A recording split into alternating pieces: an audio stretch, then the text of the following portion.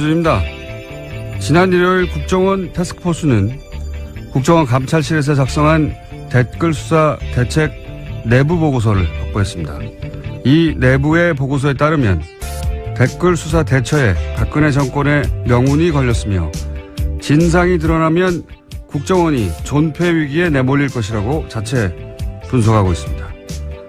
국정원 스스로 자신들이 한 일이 박근혜 정권과 조직을 무너뜨릴 범죄라는 걸 스스로 잘 알고 있었던 거죠. 그런데 조중동은 최근 검찰의 무리한 수사, 참군인 김관진, 북한만 좋아할 국정원 흔들기 등등의 논리로 이 수사를 끊임없이 흔들려고 노력해 왔죠. 조중동은 왜 그러는 걸까? 이게 무슨 진보 보수의 문제도 아니고 시대의 과제도 아닌데 보수 정당이 이 수사를 정치 보복이라고 규정하는 건 동의하지는 않아도 이해는 갑니다. 자신들 집권 시절의 일이고 본인들 정치적 생존이 달렸으니까요. 그런데 조중동은 왜 그러는 걸까?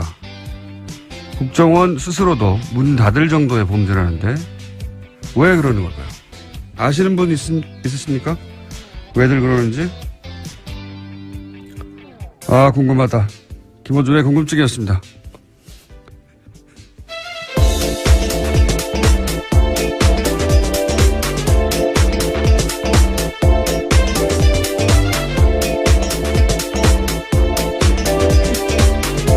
시사인의 김은지입니다. 안 궁금하세요? 네, 궁금하다는 말씀이 너무 진심인 것 같아서요. 옆에서 네. 웃었습니다. 궁금해요, 저는. 예. 왜 이러는 걸까? 본인들이 정권을 직접 운영했다고 생각하는 걸까요? 참. 이게 무슨 자기들의 생존과 직접 연결된 것도 아닌데요. 예. 궁금해요. 아시는 분이 있으면은 저희들한테 문자 좀 보내주십시오. 왜냐하면은 본인들도 생각해보면 어렵다고 하는 그 언론고시 통과하고, 우리나라의 제일 큰 매체사 아닙니까? 거기 들어가서 왜 그런 수준 낮은 주장을 뒷받침하기 위해서 자기 이름을 쓰는 건지. 예를 들어서 전직 국정원장 구속하면 김정은이 좋아한다. 굉장히 허접한 논리거든요. 참. 그 말을 듣고 누군가, 정말 그렇구나. 전직 국정원장들 구속하면 안 되겠구나. 말이 됩니까? 이해하고 싶은데 이해가 저는 안 돼가지고. 자, 전직 국정원장 구속 얘기 또 해볼까요? 네, 관련해서 계속해서 기사가 나오고 있는데요. 구속영장이 기각된 이병호 전 국정원장이 있습니다. 관련해서 법원의 영장실질심사에서 어떤 이야기가 있었는지가 좀 자세히 나오는데 채널A 보도에 따르면 이 전 원장은 국정원 특갈비 상납에 대해서 박근혜 전 대통령과 독대와 전화통화를 했다고 하면서요. 여기서 박근혜 전 대통령이 하던 대로 하세요라고 지시를 듣고 돈을 건넸다라고 주장하고 있다고 합니다. 그 법조인들은 이게 이제 실질심사에 맞춘 전략이었던 게 아니겠는가. 검찰 조사에서는 이런 말 안 하다가 실질심사하는 중에 이제 이런 말들을 쏟아낸 거거든요. 예. 일종의 폭탄 발언을 했다라고 해당 보도는 보도하고 있습니다. 폭탄 발언까지는 아니고 그냥 어쨌든 검찰 조사에서 했을 법한 이야기를 안 하고 있다가 실질심사에서 해서 그 명분으로 그 이유로 풀려난 게 아니겠는가 이런 분석도 있는데 이건 이제 법적인 분석인 것이고, 검찰 내부에서는 또 다른 분위기가 있다고 또 보도도 나와요. 이게 우병우 전 수석과 관련된 게 아니냐. 네, 오늘 아침 한겨레 신문이 그렇게 보도하고 있습니다. 그런 의구심도 있다고 하는데, 왜냐하면 이제 우병우 전 수석하고 근무기간이 똑같고, 단순히 똑같은 게 아니라 우병우 전 수석과 이런 식으로 조금이라도 연관이 있으면, 이때까지 우병우 전 수석 관련된 관련 영장들, 구속영장뿐만이 아니라 통신영장, 사실은 수사의 첫 발인데 누구랑 통화했는지를 알아야 될 거 아닙니까? 관계자들을 파악하기 위해서. 근데 이 통화 기록을 확인하려고 하는 그 영장도 다 기각됐었거든요. 우병우 전 수석은. 네, 뿐만 아니라 최근에는 우병우 전 수석의 처가인 삼남개발 압수수색을 하려고 했는데 이 압수수색 영장 또한 또 다시 기각됐다라고 합니다. 그러니까요. 직접 구속영장뿐만 아니라 관련 영장 중에 발급된 게 거의 없다. 우병우 전 수석만은.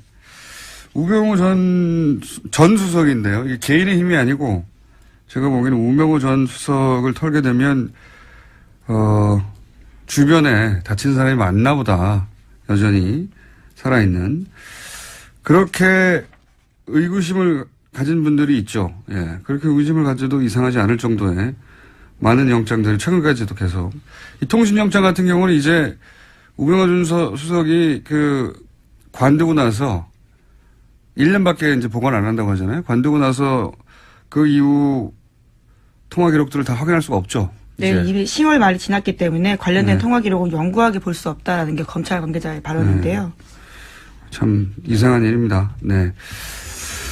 자, 어쨌든 이병우 전 국정원장이 입을 연 것은 영장 실질심사에 들어가서 입을 열었다. 예, 이게 법조인들은 이게 전략이었지 않느냐 하는데 검찰의 분위기는 다르다 그런 얘기고요. 예, 다음 순요. 네, 계속해서 국정원 특활비 관련된 소식 전해드리면요. 검찰은 국정원의 특활비 사용처 등이 기재된 회계장부를 확보했다라고 합니다. 이 가운데 이병기 전 원장 시절 장부에는 최경환 1억 원이라고 적혀 있는데요. 이 전 원장 쪽은 2014년 10월 달에 1억 원을 최경환 의원한테 전달했다라는 자수서를 검찰에 제출했다라고 합니다. 최경환 의원은 이제 본인은 받지 않았다고 주장하고요. 심지어 할복 자살까지 운운하면서요. 자신의 무죄를 주장하고 있습니다. 할복 자살 방지를 위해서 신병을 확보해야 한다고. 네, 정의당이 그런 논평을 냈었는데요. 인권 측면에서의 논평이죠. 예. 재밌는 논평이었어요. 아마 배달 사고 뭐 이런 걸 주장하겠죠. 본인은 받은 적이 없다고까지 할 것 같고. 그리고 이제 여기서 40억 원 정도를 추려낸 것이고 그거 말고 추가 30억 원이 더 있다는 거 아닙니까? 지금? 네, 장부가 확보됐기 때문에요. 그와 관련된 수사도 계속 진행 중이라고 합니다. 그러니까 이제 박근혜 전 대통령이 받았다는 40억 말고 30억이 또 비는데 이 40억에 대해서는 국정원장 3명 모두 박근혜 전 대통령이 달라고 줬다는 거고 이 30억에 대해서는 동시에 3명 다 함구하고 있어요. 예. 그렇다는 얘기는 40억은 박근혜 전 대통령한테 책임을 넘기면 된다고 생각하는 거고 이 30억은 국정원장 본인들의 책임하에 뭔가 쓰여진 돈이다. 이렇게 추정할 수는 있죠. 예. 30억이 더 있습니다. 예. 다음 뉴스는요. 네, 뿐만 아니라 박근혜 정부뿐만 아니라요. 이명박 정부 당시에도 특수활동비가 청와대에 상납된 사실에 대해서 오늘 아침에 한국일보가 보도했는데요. 이명박 정부 시절 민간인 불법 사찰을 폭로했던 장진수 전 주무관의 또 다른 폭로입니다. 자신이 2009년 7월 달에 국무총리실 공직윤리지원관실에서 처음 출근했는데 이때 특수활동비를 청와대에 상납해달라라는 요청을 받았다라는 겁니다. 그래서 실제로 1년 동안 꼬박꼬박 상납했다라고 합니다. 장진수 전 주무관 오랜만에 이름 듣네요. 예. 이게 이제 벌써 8년 전입니까? 9년 전입니까? 그때 일이라. 네, 2009년. 예. 그때 일이라 기억이 가물가물하실 텐데 이분이 누구냐면 이명박 정부 하에 국무총리실에서 민간인을 사찰했다라고 폭로했던 분이죠. 폭로했던 분인데 그때 첫 번째 사찰 대상이 언론이었어요. 이분의 폭로에 따르면 이 국무총리실 그러니까 국정원하고 별개로 혹은 뭐 청와대하고 별개로 청와대 지시로 국무총리실 산하에 소위 사찰 기구를 만들어 놓고 당시가 이제 집권 3개월 만에 촛불 집회가 났잖아요. 그래서 촛불 집회 사과 발언하고 나서 한 달 후에 사찰 조직을 만들어서 맨 먼저 청와대 지시에서 했던 일이 언론사 기자들을 다 사찰하고 그리고 나서 이제 뭐 YTN이 방송국 간부들하고 와장창 교체했죠. 예. 그때 그 사찰을 폭로했던 분입니다. 근데 이분의 최근 폭로는 국무총리실에서도 국정원 말고 국무총리실에서도 청와대에 상납을 했다. 뭐 특활비를. 심지어 그 돈으로 아예 고용되어 있지도 않은 전직 경찰관한테 월급을 줬다라는 건데요. 그런 불법적인 사찰 업무에도 돈이 다 쓰였다라는 사실을 폭로하고 있습니다. 정식 고용하지 않고 사찰 용도로 누군가를 쓰고 급여를 이 돈으로 줬다 뭐 이런 거죠. 예. 네. 이명박 정부 내에서도 이제 특활비 관련 내용들이 더 나오겠네요, 앞으로. 예. 네, 굉장히 구체적으로 진술하고 있어서요. 돈을 얼마를 어떻게 줬는지 방법까지 또 자세하게 이야기하고 있기 때문에 이 부분 또한 들여다볼 수밖에 없을 것 같습니다. 본인이 전달했다니까요. 뭐 정확하게 기억하겠죠. 자, 다음 뉴스는요. 네, 2008년 특검 당시 다스 비자금 문제 처리에서 이명박 전 대통령이 개입했다라는 의혹을 제기한 다스 관계자가 모습을 드러냈습니다. 다스 당시 경리팀장이었던 최동영 씨인데요. 실명으로 JTBC와 인터뷰를 했습니다. 2008년 BBK 의혹을 수사했던 정호연 특검 당시에 대한 이야기를 한 건데요. 당시에 이명박 전 대통령이 다스의 실제 주인이라고 생각했지만 그렇게 말하지 못했다라는 겁니다. 또 뿐만 아니라 당시에 이명박 전 대통령에게 다스 경영 보고서를 따로 보냈다라는 사실도 이야기했습니다. 이건 말이죠. 사실은 주진우 기자하고 잠시 후에 좀 더 자세히 얘기 나눠보겠는데 이게 이 발언이 경리팀장에서 나왔다는 게 중요합니다. 예. 돈을 관리하고 있던 경리팀장이 돈 쓰는 걸 보면 알잖아요. 예. 돈을 관리하는 사람, 돈의 주인이 실제 주인이거든요. 예. 이 경리팀장이 당연히 이제 다스는 이명박 전 대통령 거였는데 특검 때는 말을 못했다는 거 하나 하고 그다음에 당시 비자금도 만들어지고 있었다. 네, 손익에 짜맞춰서 해마다 비자금 의심되는 수십억 원 돈 사라졌다라면서요. 자기도 몰랐다라는 겁니다. 경리팀장인데도요. 그리고 또 한 가지는 이제 이명박 전 대통령에게 연말이면 다스 경영 보고서를 따로 올렸다. 이 얘기도 있고. 예. 저희가 한 2달 반 동안 얘기했던 거하고 맥이 닿는 이야기인데 대통령이 된 이후로도 사실 다스와 관련된 보고가 계속 올라갔다고 주식이 한 푼도 없으면서 하나도 없으면서 그런 얘기를 하는 주진 기자 해왔는데 예. 이제 다스 내부에 제보자라고 부를 수 있겠네요. 이제 실명까지 거론하는 경리팀장 최동영 씨가 다스는 이명박 전 대통령 거다. 근거는 이러이러하다. 라고 주장하고 있습니다. 머지 않은 것 같아요. 예.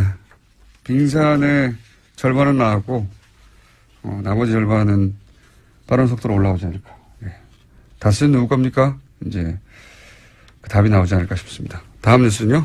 네, 5.18 민주화 운동 당시 또 보도도 있습니다. SBS가 어제 보도했는데요. 5.18 민주화 운동 당시에 헬기 사격이 있었다라고 증언한 사람 가운데 당시 광주에서 선교 활동했던 미국인 목사도 있었습니다.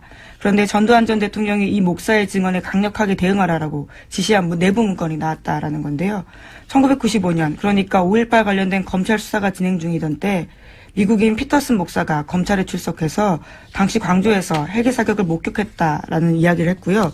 또 증거물도 제출했습니다. 헬기 사진이었는데요. 이에 대해서 전두환 전 대통령 쪽은 고소를 추진할 정도로 화를 냈다라는 겁니다. 저도 기사 봤는데 이건 우선 헬기 사격 여부는 끝까지 추적을 해야죠. 예. 전두환 씨가 아직도 5.18에 대해서 이런저런 얘기하는데 다시는 5.18 관련해서 북한의 공작이라느니 아직도 그런 얘기 하는 사람 있지 않습니까? 예. TV조선에서도 그 얘기를 불과 몇 년 전에 했고요. 이런 얘기 못 나오게 해야 되고 또 한 가지는 저도 이 보도를 봤는데 헬기 사격 증언에 전두환 진노, 강력 대응 지시 이게 이제 꼭 제목이거든요. 이 진노 이런 거는 이제 성경에 하나님이 화낼 때 쓰는 거예요. 예. 부당한 일이 발생해서 크게 화를 내는 어떤 정당한 분노, 예? 높은 존재, 노인들, 할아버지가 진노하셨다 이럴 때 쓰는 거거든요. 이건 그냥 전두환 빡침. 이 정도가 맞는 거지. 단어 선택을 잘해야 된다. 진노 아니고요. 예. 네. 신경질을 냈다, 화를 냈다. 네, 예. 차마 보도에 그 단어를 쓸 수가 없어서 그랬던 것 같긴 한데. 그렇다 하더라도 진노가 뭡니까? 네. 예. 동의합니다. 진노할 주체도 아니지만 대상도 아닌 뉘앙스 잘못 사용된 단어 같습니다. 자, 다음 뉴스는요? 네, 류여의 자유한국당 최고위원이 포항 지진은 하늘이 문재인 정부에 주는 경고다라는 발언을 해서 논란이 일고 있습니다.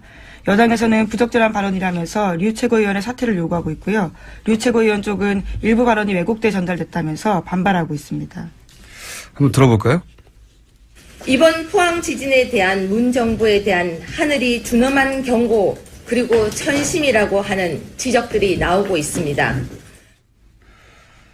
이게 이제 검색어가 한 연이틀 정도 계속해서 관련 검색어 올라왔었는데 본인이 해명을 했죠. 네, 누군가가 제 발언을 왜곡해서 포항 민심을 자극하고 있다라는 건데요. 자신의 발언을 왜곡하는 가짜뉴스에 대응하겠다라는 이야기도 했습니다. 그래서 이제 자기는 천벌이라는 말을 한 적이 없다. 예, 이렇게 해명을 했는데 하늘이 준 경고하고 천벌하고는 어떻게 다른 겁니까 이게. 가짜뉴스를 본인이 배포하고 있는 것 같은데.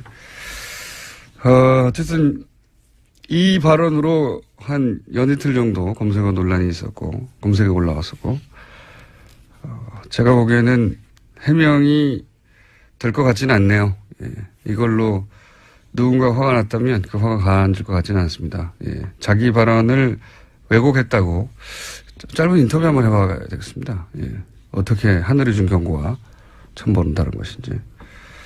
그런 일이 있었습니다. 네, 다음 순요. 네, 계속해서 포항 이야기 좀 전해드리면요. 포항에서도 계속 여진 일어나고 있습니다. 오늘 오전 6시 5분쯤에도 경북 포항에서 규모 3.6 지진이 발생했는데요. 지금까지 여진이 총 58차례, 그러니까 58차례 일어났다라고 합니다. 그러니까 그 수능 연기 안 했으면 큰일 날 뻔했어요. 예. 근데 또 문제는 일주일 후에도 또 여진이 있는 게 아닌가. 여진이 있을 수도 있죠. 그건 뭐 사람이 예상할 수 없는 일이라. 근데 좀 다른 것은 그럴 수도 있다는 마음을 먹고 그런 예상을 하고 들어가는 것과는 완전히 다르니까요. 여진이 계속 있다고 합니다. 아직도. 자, 다음 뉴스는요. 네, 국민의당 정동영 의원이 당내 반안철수 조직인 가칭 평화개혁연대를 만들겠다고 했습니다. 내일 바른정당과의 통합을 논의하는 당내 워크숍에서 의원들에게 창립 서명을 받아서 공식 출범시키겠다라는 계획인데요. 천정배 의원이 거기에 동참을 하기로 했습니다. 하지만 안철수 대표는 바른정당과 통합 의지를 분명히 하면서요. 안철수 대표와 호남 중진들 사이에 정면 충돌이 일어날 것으로 보입니다.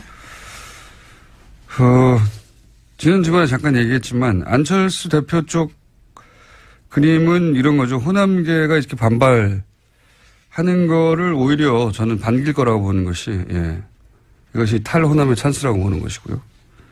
제가 해석하기에는 바른정당이 반토막 난 것도 흡수에 도움이 된다고 볼 것이고 예. 찬스라고 보는 거죠.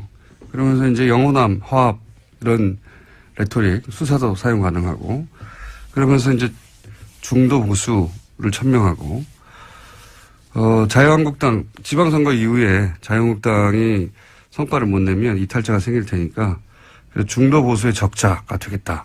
뭐 이런 그림인 것 같고 유승민 대표도 국민의당과 먼저 합치고 호남계 밀어내고 지방선거 이후에 자유한국당 이탈하면 자신은 새로운 합리적 보수의 적자 뭐 이런 그림인 것 같고요.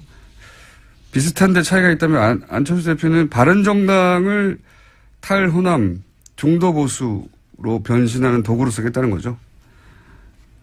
유승민 대표는 국민의당을 거꾸로 탈영남 합리적 보수로 변신하는 도구로 쓰려는 거고 이게 뜻대로 되겠느냐. 호남계는 만만한가. 홍준표 대표는 가만히 있나. 홍준표 대표도 그림이 있거든요. 제가 보기엔 지방선거 때 시도지사 6석 2석 당선시키고 나서 본인이 보수를 살려낸 적자. 예, 이렇게 보수를 살려낸 사람. 그래서 대표 사퇴하고 대권 준비하겠죠. 예. 다들 계산이 다 있어요. 예. 민주당은 또 가만히 있겠습니까? 지지율도 거의 50% 육박하는데. 그런 그림들이 열심히 그려지고 있다. 그런 그림이 그림대로 되는 꼴은 못 봤어요, 제가. 못 봤는데, 어쨌든, 살아야 하니까 각자, 열심히 그림을 그리고 있는 중입니다. 다음 뉴스는요, 하나, 둘 정도 할 수 있을 것 같습니다. 네, 대법원에서 세월호 참사 당일 진도 해상교통관제센터 CCTV 영상을 삭제한 센터장에 대한 정직 3개월 징계 처분이 적절하다라고 밝혔습니다. 센터장이던 김모 씨가 제기한 정직 취소 소송 상고심에서 김 씨가 승소한 원심을 파기하고 김 씨 패소 취지로 사건을 광주고법에 돌려보냈는데요. 김 씨는 세월호 참사 직후에 국회가 사고 당일에 CCTV 자료를 제출하라고 요구하자 영상 원본을 삭제했습니다. 거기에는 일부 관제 요원들이 자거나 놀고 있는 장면들이 담겨 있었기 때문입니다. 저는 이 사건을 좀 더 심각하게 보는 것이 이제 이게 그 사건의 개요는 이런 거거든요. 당시 VTS 관제센터 센터장이 CCTV를 제출하라고 했더니 삭제해버렸다. 왜냐하면 보통 뭐 3명이 근무해야 되는데 하루만 한 사람만 근무하고 2사람은 자고 뭐 이런 장면이 잡혀 있었는데 삭제했다. 그래서 징계를 내렸던데 그게 뭐냐면 3개월 정직이에요. 단순히 3개월 정직. 근데 여기에 대해서 부당하다고 이제 소를 제기해서 처음에는 3개월 징계가 과하다고 했는데 이제 파기환송을 한 거거든요. 네, 그렇죠. 내용은 그런 겁니다. 근데 저는 이게 CCTV를 단순히 삭제했다. 그 행위 자체가 3개월 정직의 대상이 될 만하냐 아니냐 차원에서 따질 것이 아니라 그 당시에 유일한 통제센터란 말이죠. 여기가. 이 세월호라고 하는 사건의 진실을 밝혀내는 조각 일부로 작용할 수 있는 거였어요. 굉장히 중요한 겁니다, 이게. 자신들의 근무 태만을 숨기려고 한 걸로 한정했는데 그렇지 않을 수도 있어요. 왜냐하면 당시 이제 관제센터 세월호하고 주고받았던 그 무선 교신 기록 이게 나중에 편집됐다는 게 언론을 통해서 여러 차례 지적됐지 않습니까? 만약에 CCTV하고 맞춰본다면 뭐가 소위 삭제됐는지 확인할 수도 있을 수 있고요. 그리고 그때 AIS도 사라졌다고 정부에서는 발표했거든요. 근데 그 화면에 뜨는지 아닌지 확인해 볼 수도 있단 말이에요. CCTV를 확대해서. 그러니까 이 CCTV의 삭제는 사실은 세월호와 관련된 진실을 밝혀내는데 중요한 정보가 될 수도 있었던 화상정보 일부를 유일하게 존재하는 당일날 그걸 삭제한 거예요. 네, 당시 검찰이 김 씨를 또 공영전자 기록 손상 등의 혐의로 기소한 바가 있는데요. 대법원에서는 이 혐의에 대해서 무죄가 난 바가 있습니다. 이 CCTV 영상을 삭제했다는 게 단순히 근무 태만을 숨기려고 했다라고 축소해서 볼 일이 아니라고 저는 보는데 여하간 지금 벌어지고 있는 재판은 그렇습니다. 정직 3개월. 그 CCTV를 삭제는 굉장히 큰 제목 같잖아요. 세월호와 관련돼서. 진실 일부를 파악할 수도 있을지도 몰랐을 CCTV를 삭제했다고 하는 건데 지금 다투고 있는 건 그 삭제한 당사자 징계 여부입니다. 예, 징계 3개월 여부를 다투고 있습니다. 이렇게 끝날 일이 아니라고 봅니다, 저는. 자, 트럼프는 어떻게 돼가가요? 미국의 핵무기 최고사령관이 트럼프 대통령의 핵공격 지시가 위법적이면 거부하겠다라는 사실을 밝혔는데요. 최근에 미국 내에서 트럼프 대통령의 핵전쟁 개시 권한에 제동을 걸어야 한다라는 의회의 움직임이 있는 상황에서 나온 발언이라서 주목되고 있습니다. 그러니까요. 예, 저희가 지속해서 조금씩 전해드리지만 트럼프 대통령이 미국 내에서 특히 정치권에서 대우를 못 받습니다. 요즘. 대우를 못 받을 뿐만 아니라 대통령 권한 자체를 제약해야 한다는 청문회가 있었습니다. 네, 말만 하는 게 아니라 실제 청문회도 있고 그렇습니다. 상황이 그렇다. 트럼프 뉴스는 재미있는 뉴스이기 때문에 저희가 계속 관련 뉴스가 나오면 전해드리겠습니다. 여기까지 하겠습니다. 시사인의 김은지였습니다. 감사합니다. 잠시 쉬었던 다스는 누구 겁니까 프로젝트 시사인의 주준우 기자. 안녕하십니까. 이제는 뭐 일주일에 2번씩 나오는 안원구 전 대구지방국세청장님 나오셨습니다. 예, 안녕하십니까. 네. 요즘 JTBC가 자꾸 특종을 빵빵 터뜨리고 있어요. 네. 특종인데 사실 저희가 2달 전쯤에 했던 이야기, 실명을 밝히지 않고 했던 이야기를 이제 JTBC는 실명으로 그렇습니다. 예를 들어서 다스 전 경리팀장 최동영 팀장 실명 인터뷰가 나왔어요. 여기 보면은 그때 저희가 했던 얘기하고 맥이 닿는 이야기, 대통령 이후로도 연말에 경영보고서를 따로 이명박 전 대통령이 보고했다. 이런 얘기를 했거든요. 안가에서 했다. 네. 근데 어디서 했다는 얘기는 이 JTBC 보도에는 없었는데 이거 안가에서 했다는 거잖아요, 이게. 네, 저희가 안가에서. 네. 이분이 그분입니다. 네, 네. 그렇습니다. 저희는 이름을 안 밝혔는데 여기는 이름을 밝혀버려가지고. 네. 여기는 신비성이 확 올라가고. 아니, 그게 아니라 김어준이 해서 그렇죠. 그것도 있고, 2달 전에는 실명을 밝힐 수 없는 상황이었거든요. 아니, 밝힐 수도 있었는데요. 밝힐 수 있었는데 저희는, 네, 밝히지 않았습니다. 아니, 2달 전하고 지금하고는 좀 분위기가 달라요. 그렇죠. 그때는 네. 다스 얘기를 꺼냈을 때, 아직도 사람들이 이제 반신반의한 분들이 있었고. 아니, 네. 그분은 용기를 내주셨어요. 네. 그리고 여러 얘기를 하고 더 많은 내용이 있는데, 사실 친인척간이고요. 그리고 총 4명 중에 1명이라고요? 친인척간이고 그리고 그분과 그분 주변 분들이 아직도 MB 가까운 데서 생활 터전을 읽으면서 또 생업에 종사하고 어쨌든 있어서 본인의 네. 실명이 밝혀지면 곤란한 처지가 될 수도 2개월, 네. 3개월 전에는 분명히 그랬는데 지금은 이제 점점점 예. 상황이 바뀌어가면서 본인이 용기를 내신 것 같아요, 직접. 네. 인터뷰. 용기 있는 분이십니다. 예, 용기를 내셔가지고, 저희 같은 얘기입니다, 이게. 그러니까 안가에 가서도 당선 이후에 보고를 받는다. 네. 안가에서 예. 이명박 대통령이 그 보고를 받는 특징이 뭐냐면요. 정면으로 얼굴을 안 봐요. 아, 그래요? 네, 이렇게 쭈루룩 3명이 앉아 있으면 예. 얼굴을 안 보고 다른 데를 쳐다보고 있어요. 다른 데를 쳐다보고 있다가 다른 데를 쳐다보고 있다. 그래. 그리고 정확한 멘트를 안 하시고 정확한 그 지시를 안 하고 그래. 네가 해봐. 네가 가서 해봐. 저는 그게 이제 그 잠재의식 어딘가에 이게 잘못하면 걸리면 문제가 될 수 있다는 죄의식 같은 거나 죄의식은 없는 것 같은데 걸리면 내가 그때 무슨 말을 했는지 나올 수가 있으니 이게 항상 머릿속에 있는 게 아닐까. 많은 사람들이 그렇게 얘기하더라고요. 네. 명확한 지시를 하지 않는다. 네, 그런 것도 있고요. 또 한편으로는 이분은 같이 이게 수행하는 사람들하고 겸상을 안 하시잖아요. 그렇죠. 네. 겸상을 안 하시고 이게 좀 차이가 있다. 다른 사람이다. 이런 생각을 꼭 하시는 것 같아요. 이명박 대통령이 전에 그 재벌가, 그러니까 현대가에서 머슴으로 살았다는 얘기를 몇 번 하면서 자기가 가지고 있는 그런 의식적 괴리 이런 것 때문에 그렇지 않을까 또 좀 생각해 봅니다. 하여튼 보고받았을 때 디테일 설명을 받았다는 얘기를 하는 거죠. 네. 어떻게 그 보고를 했냐 그러면 정면을 보지 않고 옆을 쳐다보고 이렇게 얘기했다고. 그분 스타일이십니다. 예.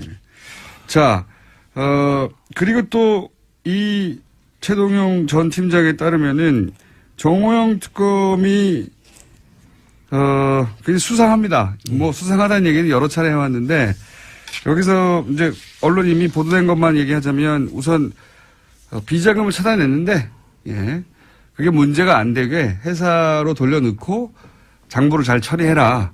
예. 라는 식의 이제 처리 방법을 알려주고 그러자 이명박 전 대통령이 이걸 실제 그런 식으로 처리했다는 거 아닙니까? 예. 비자금 돌려줬다. 이동영 씨가 그 일을 했다는 것이고요. 2008년 2월달 이야기죠. 예. 그 당시 이동영 씨는 이제 이상은 씨의 예. 아들. 이명박 대통령 형의 아들, 예. 최대 주주죠 현재. 최대 주주의 아들이 그때 가서야 다스에 들어갑니다. 이 일을 하러. 그래서 이분이 그 당시에 이 처리를 하는데 관여를 하고 그때 이명박 씨가 다스에 가서 일을 하라고 그래서 네. 그때부터 일을 시작했다는 분인데요. 여기서 디테일이 조금 다른 부분이 있는데요. 네. 최동영 씨가 다르다는 게 아니라 비자금은 많았어요. 그때 정호영 특검에서 발견된 비자금 덩어리가 한 서너 개 있었는데 그 중에 하나를 처리한 게 이 120억이고요. 네. 100억 원대 비자금은 또 따로 있었다. 네, 사라졌어요. 이미 해서 먹었어요. 이미 해서 먹은 100억 원대가 하나가 있고요. 그 이후에 그 찾아낸 또 저희가 그 얘기했던 외환은행에서 찾은 100억 원 수표 한 장. 네. 그 경주 외환은행. 지난 시간에 얘기해서. 비자금 덩어리가 몇 군데. 수표로 100억 원짜리 하나 자기 앞수표를 찾아왔다. 그러니까 이 120억짜리 그리고 100억대 사라진 비자금 그리고 100억 생긴 거. 그 다음에 그 정호영 특검이 수사를 하다가. 근데 요 세 덩어리를 당시 정호영 특검이 알고 있었죠. 이미 알고 있었다. 알고 있었는데 덮었습니다. 이거 말고. 다스로 돌아간 120억만 얘기하고 있는데 그 외에 더 있었다. 더 있습니다. 더 있습니다. 네. 기자분들이 이 부분에 대해서 좀 취재에 나서 주셔야 됩니다. 2010년도에 그 당시에 특검 당시에 그리고 우리 이시영 씨, 각하의 아들 이시영 씨가 삼성동 힐스테이트에서 살고 있었는데 43평, 6억 4천만 원 전세를 살고 있었습니다. 근데 그 돈도 이명박 대통령의 비자금입니다. 일부는 이상은 회장이 큰아버지가 빌려줬다 이렇게 얘기했는데 큰어머니는 우리는 돈 준 적 없어요 이렇게 얘기하고요. 그 베란다에서 그냥 놔뒀던 돈을 그냥 갖다 줬다고 이렇게 얘기를 했어요. 그런데 그 큰어머님은 누구 베란다에 놔뒀던 돈을 갖다 이상은 구이동에 있는 이상은 씨 자택에서 베란다에서 돈을 꺼내서 줬다고 얘기했는데 그럼 이상은 씨 돈이라고 봐야 되는데 그게 아니라 자신들 돈이 아니다 그 돈은? 돈이 아니라고 얘기를 했어요. 거기 자기들이 관리만 현금을 하고 있었을 뿐 자기들 돈이 아니다? 네. 6억 4천만 원 중에 그리고 그 청와대에서 나온 국권 앞에 그리고 돈 여기에 특수활동비로 의심될 만한 돈이 또 포함되어 있습니다.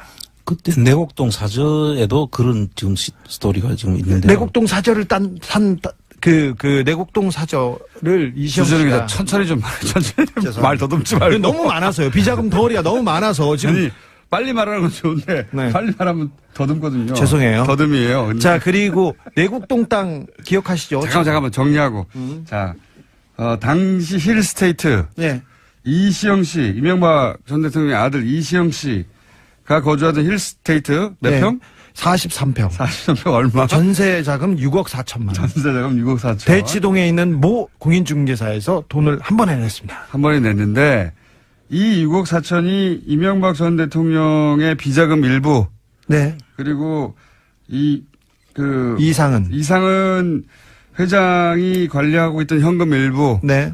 그리고 특활비 일부가 섞여 있을 가능성이 있다. 그렇죠. 그 중에 확실한 거는 뭡니까? 이상은 씨가 관리하고 있던 현금과 비자금 일부일 가능성이 아주 높다. 네. 근데 그 특검에서 이상은 그 회장은 이분은 조사를 제대로 안 하고요. 그 삼성병원 19층에서 누워있다가 그냥 받았어요. 받았는데 그때 내가 줬다 이렇게 얘기를 했는데 큰어머님께서는 우리는 준 적이 없어요. 이렇게 얘기를 했어요. 이렇게 자신들의 재산은 아니다. 네네. 이론입니다. 준 적이 없다고 얘기했는데 그냥 특검에서 그냥 덮었죠. 덮었다. 네. 이거 말고 차후에 내곡동 땅이 드러나고 내곡동 특검에서도 이시영 씨가 돈을 내는데 그 돈도 청와대에서 온 비자금입니다. 그러니까 그때 해명을 이렇게 했죠. 내곡동 사저 생각나시죠? 다들 예. 특검도 한번 했는데 거기서 뭐 다 털어줬지만 이때도 이상은 씨로부터 돈을 받았다 빌려서 네. 이 땅값을 냈다라고 했는데 그때 이 돈의 출처에 대한 이야기가 많이 있었어요. 네. 근데 여기에 이 청와대 특활비 일부가 들어간 게 아니냐? 네, 그렇습니다. 이상은 씨가 관리하고 있던 비자금과 네네. 2008년에 이시영 씨가 재산 등록 신청을 했어요. 네. 근데 그때 이시영 씨가 가지고 있던 돈은 3,852만 원이 전체예요. 근데 이명박 대통령과 김인옥 여사도 재산 신고를 하지 않습니까? 근데 그 재산에서는 돈이 한 푼도 변화하지 않았고 이시영 씨한테 갔다고 신고하지도 않았어요. 그러니까 이거는 다 비자금입니다. 그래서 이상은 씨한테 빌렸다고 한 거 아니에요? 그때 그랬습니다. 설명을. 네. 그런데 정호영 특검이나 그 특검에서는 그 내역을 다 쳐다봤겠죠. 그런데 이 비자금 덩어리가 지금 벌써 나온 비자금 덩어리가 세계회와 힐스테이트 여기에서도 두 덩어리 정도 다른 데서 돈이 왔기 때문에 몇 덩어리가 보이는데 이거에 대해서는 특검은 전혀 그 문제 제기하지 않고 덮었죠. 당시 정호연 특검은 지금은 그때 소위 출처가 밝혀지지 않은 비자금에 관한 얘기를 하고 있는 거고요. 예. 네. 이제 주진우 기자의 이야기는 지금 계속 거론되는 120억 말고 덩어리가 큰 게 2개 더 있었다. 네. 그리고 그 외에도 이시영 씨, 이명박 대통령의 아들이 구입이 아니라 살기 위해서 전세금을 지출한다든가 혹은 뭐 내곡동 땅 사저를 구입한다든가 할 때 사용됐던 돈들도 비자금 플러스 특활비의 가능성도 있다. 이런 얘기고요. 그 얘기도 그 외에 특검이 또 털어준 게 있잖아요. 좀 많습니다. 지금 그 당시에 2008년 2월 달인데요. 그 검찰에서 두 번 그 도곡동 땅 수사를 하고 2007년 12월 달에 또 그 BBK 수사를 해서 또 BBK 수사를 결론을 내주지 않습니까? 도곡동 땅에 대해서는 제3자. 그렇지, 제3자. 도곡동 땅은 제3자다. BBK는 이명박 씨는 관련 없다. 네. 이렇게 해주고. 잠깐만. 제3자는 무슨 의미냐면. 제3자는 이명박이라는 의미였죠. 그런데 원래 도곡동 땅은 이상은 씨와 김재정 씨. 그러니까 처남과 형의 땅이라고 주장하고 있었거든요. 예, 등기부상이 그래 돼 있어요. 예, 그런데 이상은 씨께 아니고 검찰이 처음 수사 발표할 때는 제3자다. 네. 그러니까 주장과 다르게 형께 아니다. 제3자다. 이게 이제 이명박 전 대통령을 의미하는 거였거든요. 그때는. 그렇죠. 네. 예. 등기상의 명의가 그 사람들로 돼 있었는데 그 자체를 아니다고 했으니까 네. 그 제3자를 밝히면 됐었던 거죠. 그렇죠. 그런데 그때만 해도 그 박근혜 씨와 이명박 씨가 첨예하게 이제 경쟁 관계 당내에서 경쟁 그때는 대통령이 아닐 때고 그러니까 대통령이 아닐 때는 이명박 전 대통령을 의미하는 제3자 땅이 맞는 것 같다고 했다가 검찰이 대통령이 당선되자 바꾸죠, 이게. 그렇죠. 특검을 통해서. 그래서 두 사람 눈치를 보다가 그렇게 결론을 내고 그다음에 좀 더 대담해지는 것이 BBK 수사죠. 네. BBK 수사 결과는 대통령이 그 선거를 한 보름 앞둔 시점에 발표를 하거든요. 그 보름 앞선 시점에 이명박 대통령이 당선될 것으로 거의 다 예측이 됐던 상황이기 때문에 지지율 극차 컸으니까요. 예, 이미 서류라든지 이런 것들이 검찰에서 다 발견하고도 이미 BBK는 이명박 씨와 관련이 없다라고 결론을 내주는 게 BBK 수사 결과입니다. 그때 이제 무슨 발표들을 했냐면 뭐 검찰 혹은 특검이 처음에는 제3자라고 했다가 나중에 도곡동땅은 이명박 전 대통령 땅이 아니다. 그 특검은 그 다음이죠. 네. 대통령이 되고 난 다음에. 되고 난 다음에 특검이 털어준 거예요. 그 특검이 털어준 거는 여러 개 있습니다. 네. 도곡동 땅도 아니다. 그 제3자의 것이 아니라 이명박 그 사람들 것이 맞다. 네. BBK도 BBK도 아니다. 관계 없다. 다스도 아니다. 그다음에 상암 DMC 관련한 의혹도 아니다. 네. 모든 이명박 관련된 그 의혹은 거짓말이라고 다 털어줬어요. 다 털어줬죠. 예. 도곡동 땅도 아니고 다스도 아니고 상암 DNC 관련 비리도 아니고 BBK도 아니고 아무것도 이명박 전 대통령의 것이 아무 상관이 없다고 네. 특검이 해준 그리고 비자금은 찾았는데 돌려주라고 해서 아무 문제가 없는 것으로 아예 맞습니다. 발표도 안 했고. 비자금을 돌려주라고도 하고 덮기도 했습니다. 네. 이건 그러니까 명백한 범법 행위죠. 당시 정호영 특검은 수사를 한 게 아니라 어떻게 하면 이명박 전 대통령 관련된 모든 혐의점들을 벗게 해주느냐. 거기에 초점을 맞췄죠. 거기에 초점을 맞춰서. 사실 이명박 대통령을 수사를 했습니다. 했는데 꼬리곰탕만 먹고 끝냈었는데 한 2시간 정도 만나서 그 조사를 했다고 하는데 그 시간 밥 먹었다고 하는데 사실 검찰청이나 경찰청에 가가지고 조사받은 사람들은 알아요. 앞에다 성명, 주소, 이름, 그리고 뭐 얼마나 버냐 이런 거, 종교 이런 거 물어보지 않습니까? 그러면 1시간이 지나가요. 맨날 아니, 일단 밥 먹는데 1시간 하고요. 밥을 먹었다면 네. 밥 먹으면서 얘기하면서 1시간. 밥 먹고 나서 조사를 했다고 치죠. 앞에 신상명세 적고 그럼 끝나는 겁니다. 시간은. 근데 1시간 40분이니까 조서를 다 가지고 가서 이렇게 하겠습니다. 대충 이런 식이었을 거예요. 그때 그 조사에 나갔던 이상인 특검보는 이분이 이명박과 이상은을 직접 조사한 분이신데요. 이분이 그 특검 끝나자마자 영포빌딩, 서초동 영포빌딩에 공짜로 입주하잖아요. 공짜로는 모르겠습니다만 바로 입주해가지고 이명박 대통령 일을 본 것으로, 그리고 이명박 대통령과 관련된 재판도 있었으니까 그런 걸 도왔다는 의혹이 있어요. 자, 그래서 이제 저희는 그런 의혹들, BBK 얘기도 쭉 해왔고, 그리고 다스 누구나 얘기도 쭉 해왔는데, 이런 얘기를 하면서 최근에 알게 된 사실은, 이 다스의 소유권, 이거 복잡하고 계속 주목하고 있으니까, 소유권을 이시영 씨 아들에게 넘겨주려고 하고 있는 게 아닌가 하는 정황들이 막 곳곳에서 나오고 있잖아요, 요즘. 예. 근데 이명박 전 대통령 해외 계좌를 추적하다가 해외에서도 이 다스 소유권을 넘기려고 하는 정황 일부를 네. 주진우 기자가 포착을 합니다. 미국 수사기관에서 다스와 관련된 수상한 돈 흐름을 포착해서 정식적으로 수사에 나섰습니다. 지난번에 저희가 말씀드렸었는데 이게 뭐냐면요. 다스에서 돈 거래가 자꾸 있어요. 미국 엘라바마하고, 그리고 달러 거래가 싱가포르나 중국, 그다음에 캄보디아, 베트남도 약간 의심하고 있는데, 이게 뭐냐면은 들여다보면은 돈을 거래하고 돈을 빼돌리고 하는데, 이게 이시영 씨한테 이 회사를 넘기려고 하는, 그리고 이시영 씨 관련된 회사에 돈을 넘기려고 하는 돈 거래의 정황들이었어요. 그러니까 이제 이거하고 맞물려가지고 생각을 해보시면 저희가 일요신문이 보도했던 몇 가지 이상한 징후들, 돈이 네. 뭐 1,000억대가 뜬금없이 어떤 회사에 들어갔는데 나중에 장부 잘못이라고 예. 고친다든가. 1,000억대가 장부 잘못으로 갑자기 가요. 1,485억이나 되는 돈. 네. 아주 숫자는 정확하게. 저는 1,000억대라고 하면 얼마라고요? 1,485억이죠. 1,485억의 돈이 뜬금없이 어떤 회사로 계열사, 조그만 회사에 들어갔는데 그래서 그걸 누가 차단했어요. 일요신문 기자 한 분이. 차단했더니 그분 이름을 제가 앞으로는 얘기해야 되겠네요. 좀 기억이 안 나는데. 강석현 씨죠. 강현석 씨. 광현석 씨. 예. 저기 찾아볼게요. 일요신문 기자가 우연히 그걸 찾아냅니다. 그래서 우연히 찾아냈더니 그 회사에서 아니야 이건 장부를 잘못 기재한 거야 하고 고칩니다. 1,000억대인데 네. 1,000억대를 장부를 1,000억 정도는 그럴 수 있죠. 이명박 각하를 지금 어떻게 보시고 그러세요?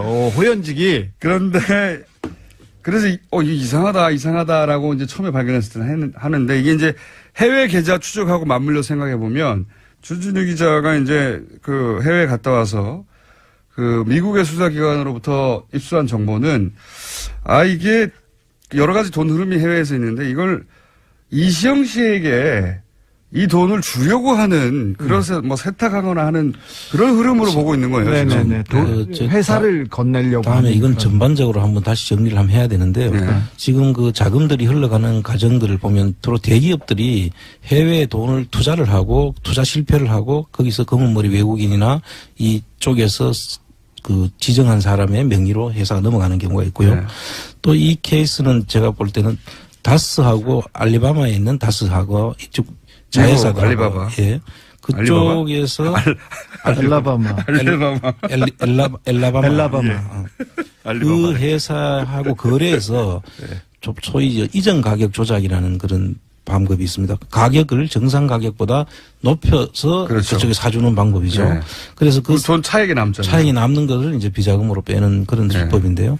아마 그런 자금들이 있고 지금 승계 자각 관련해서는 아마 지금 대한민국에서 벌어진 모든 수법들이 여기에 총동원되어 있다는 것이 제가 지금 파악하고 있는 그러니까 이제 상황인데. 예를 들어서 삼성 에버랜드 같은 경우에는 자식에게 현금 한 번 주고 그 돈으로 이제 전환사채 등등의 방법으로 돈을 불려서 몇 조를 만들어서 회사를 먹는 거 아닙니까? 그렇죠. 그런데 그 이후로 이게 문제가 되니까 재벌들이 뭐 재단을 설립해서 넘겨주고. 재단에 주식을 기부한 다음에 잘 생각해보세요. 청계재단하고 비슷해요. 모든 게 예. 맞습니다. 이명박 각하께서는 모든 걸 하셨어요. 그러니까 할 수 있는 모든 방법을 네. 동원했다는 게 재단을 설립해서 주식을 기부한 후에 그 재단 소유권만 나중에 자녀한테 준다든가. 네. 그러면 재단을 통해서 이제 주식을 가지는 거죠. 또 이 청계재단도 처음에는 이런 의도가 아니었을까 의심을 하는 거고요.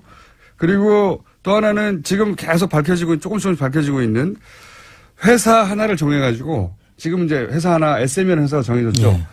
아들이 그 회사를 소유하게 한 다음에 그 회사한테 계속 일감도 몰아주고 일도 다 주면 됩니다. 그걸로. 그렇죠. 인수합병 해가지고 계속 아들의 조그만 회사를 계속 키우는 거죠. 네. 그런 다음에 이 회사가 나중에 본사를 먹는 거죠. 그렇죠. 그리고 미국, 중국, 인도, 체코 해외 법인이 있는데 해외 법인의 덩치를 계속 키우고 있습니다. 근데 그 해외 법인의 주인이 하나씩 둘씩 이시영 씨한테 넘어가고 있습니다. 그러니까요.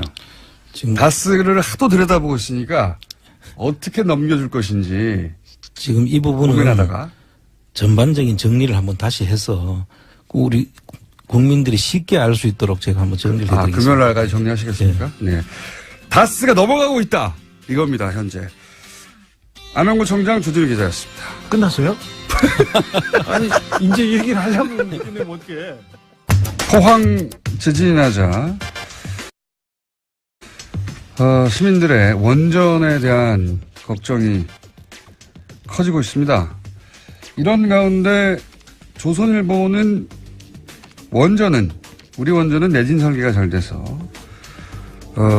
포항 현재 지진보다 250배가 큰 지진이 와도 안전하다 하는 기사를 최근 계속해서 내고 있습니다. 기사 제목을 그대로 읽자면 원전 24기 중 21기가 7.0 내진 설계가 되어 있어서 포항 지진의 250배가 와도 안전하다. 예. 2017년 11월 17일. 네. 3일 전이죠. 조선일보 기사입니다.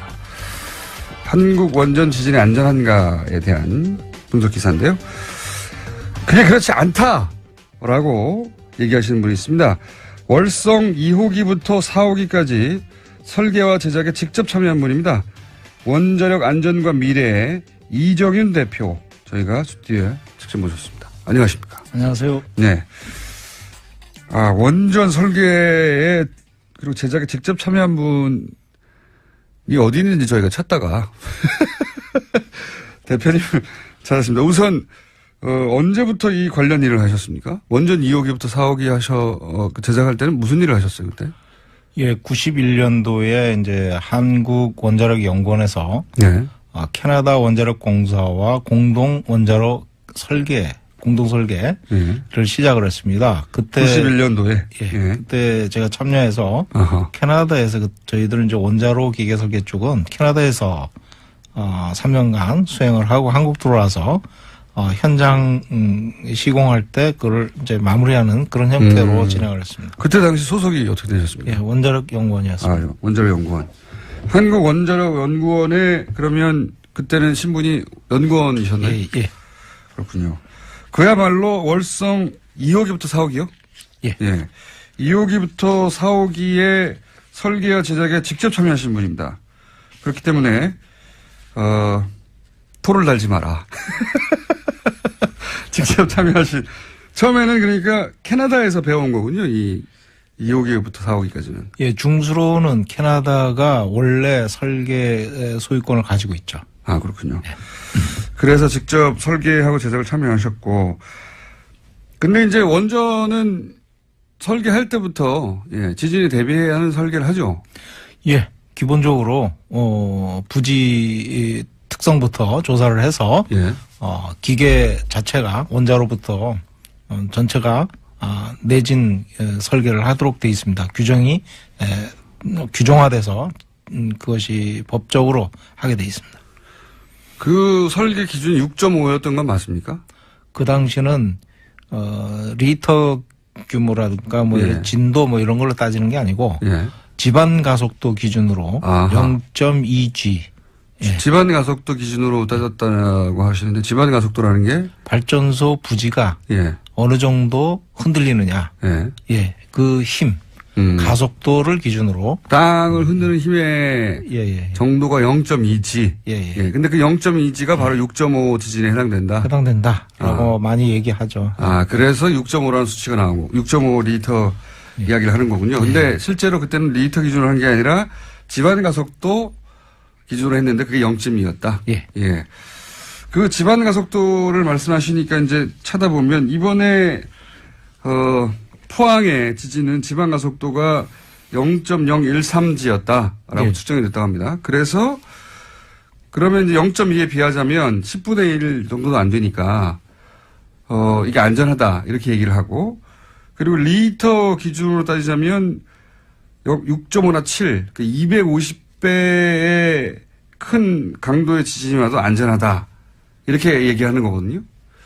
이런 주장을 조선일보가 계속 연속으로 최근에 그러니까 원전 안전에 대한 이야기 많이 나오고 지진이 나다 보니까 특히 이제 그러면은 이제 최근에 이제 그 원전을 더 짓자 결론이 났지 않습니까?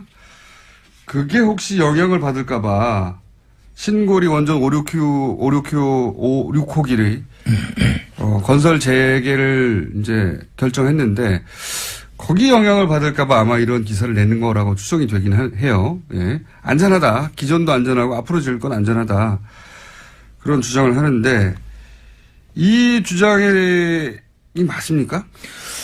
안전을 그렇게 주장을 해서 되는 게 아니거든요.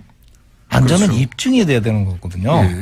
그런데 그렇게 발전소는 관리 상태가 어떤지 그거에 대해 실상을 얘기하지 않고 그냥 내진 설계가 이루어졌기 때문에 문제가 없다 이런 식으로 그냥 홍보성으로 얘기하는 거 아닌가.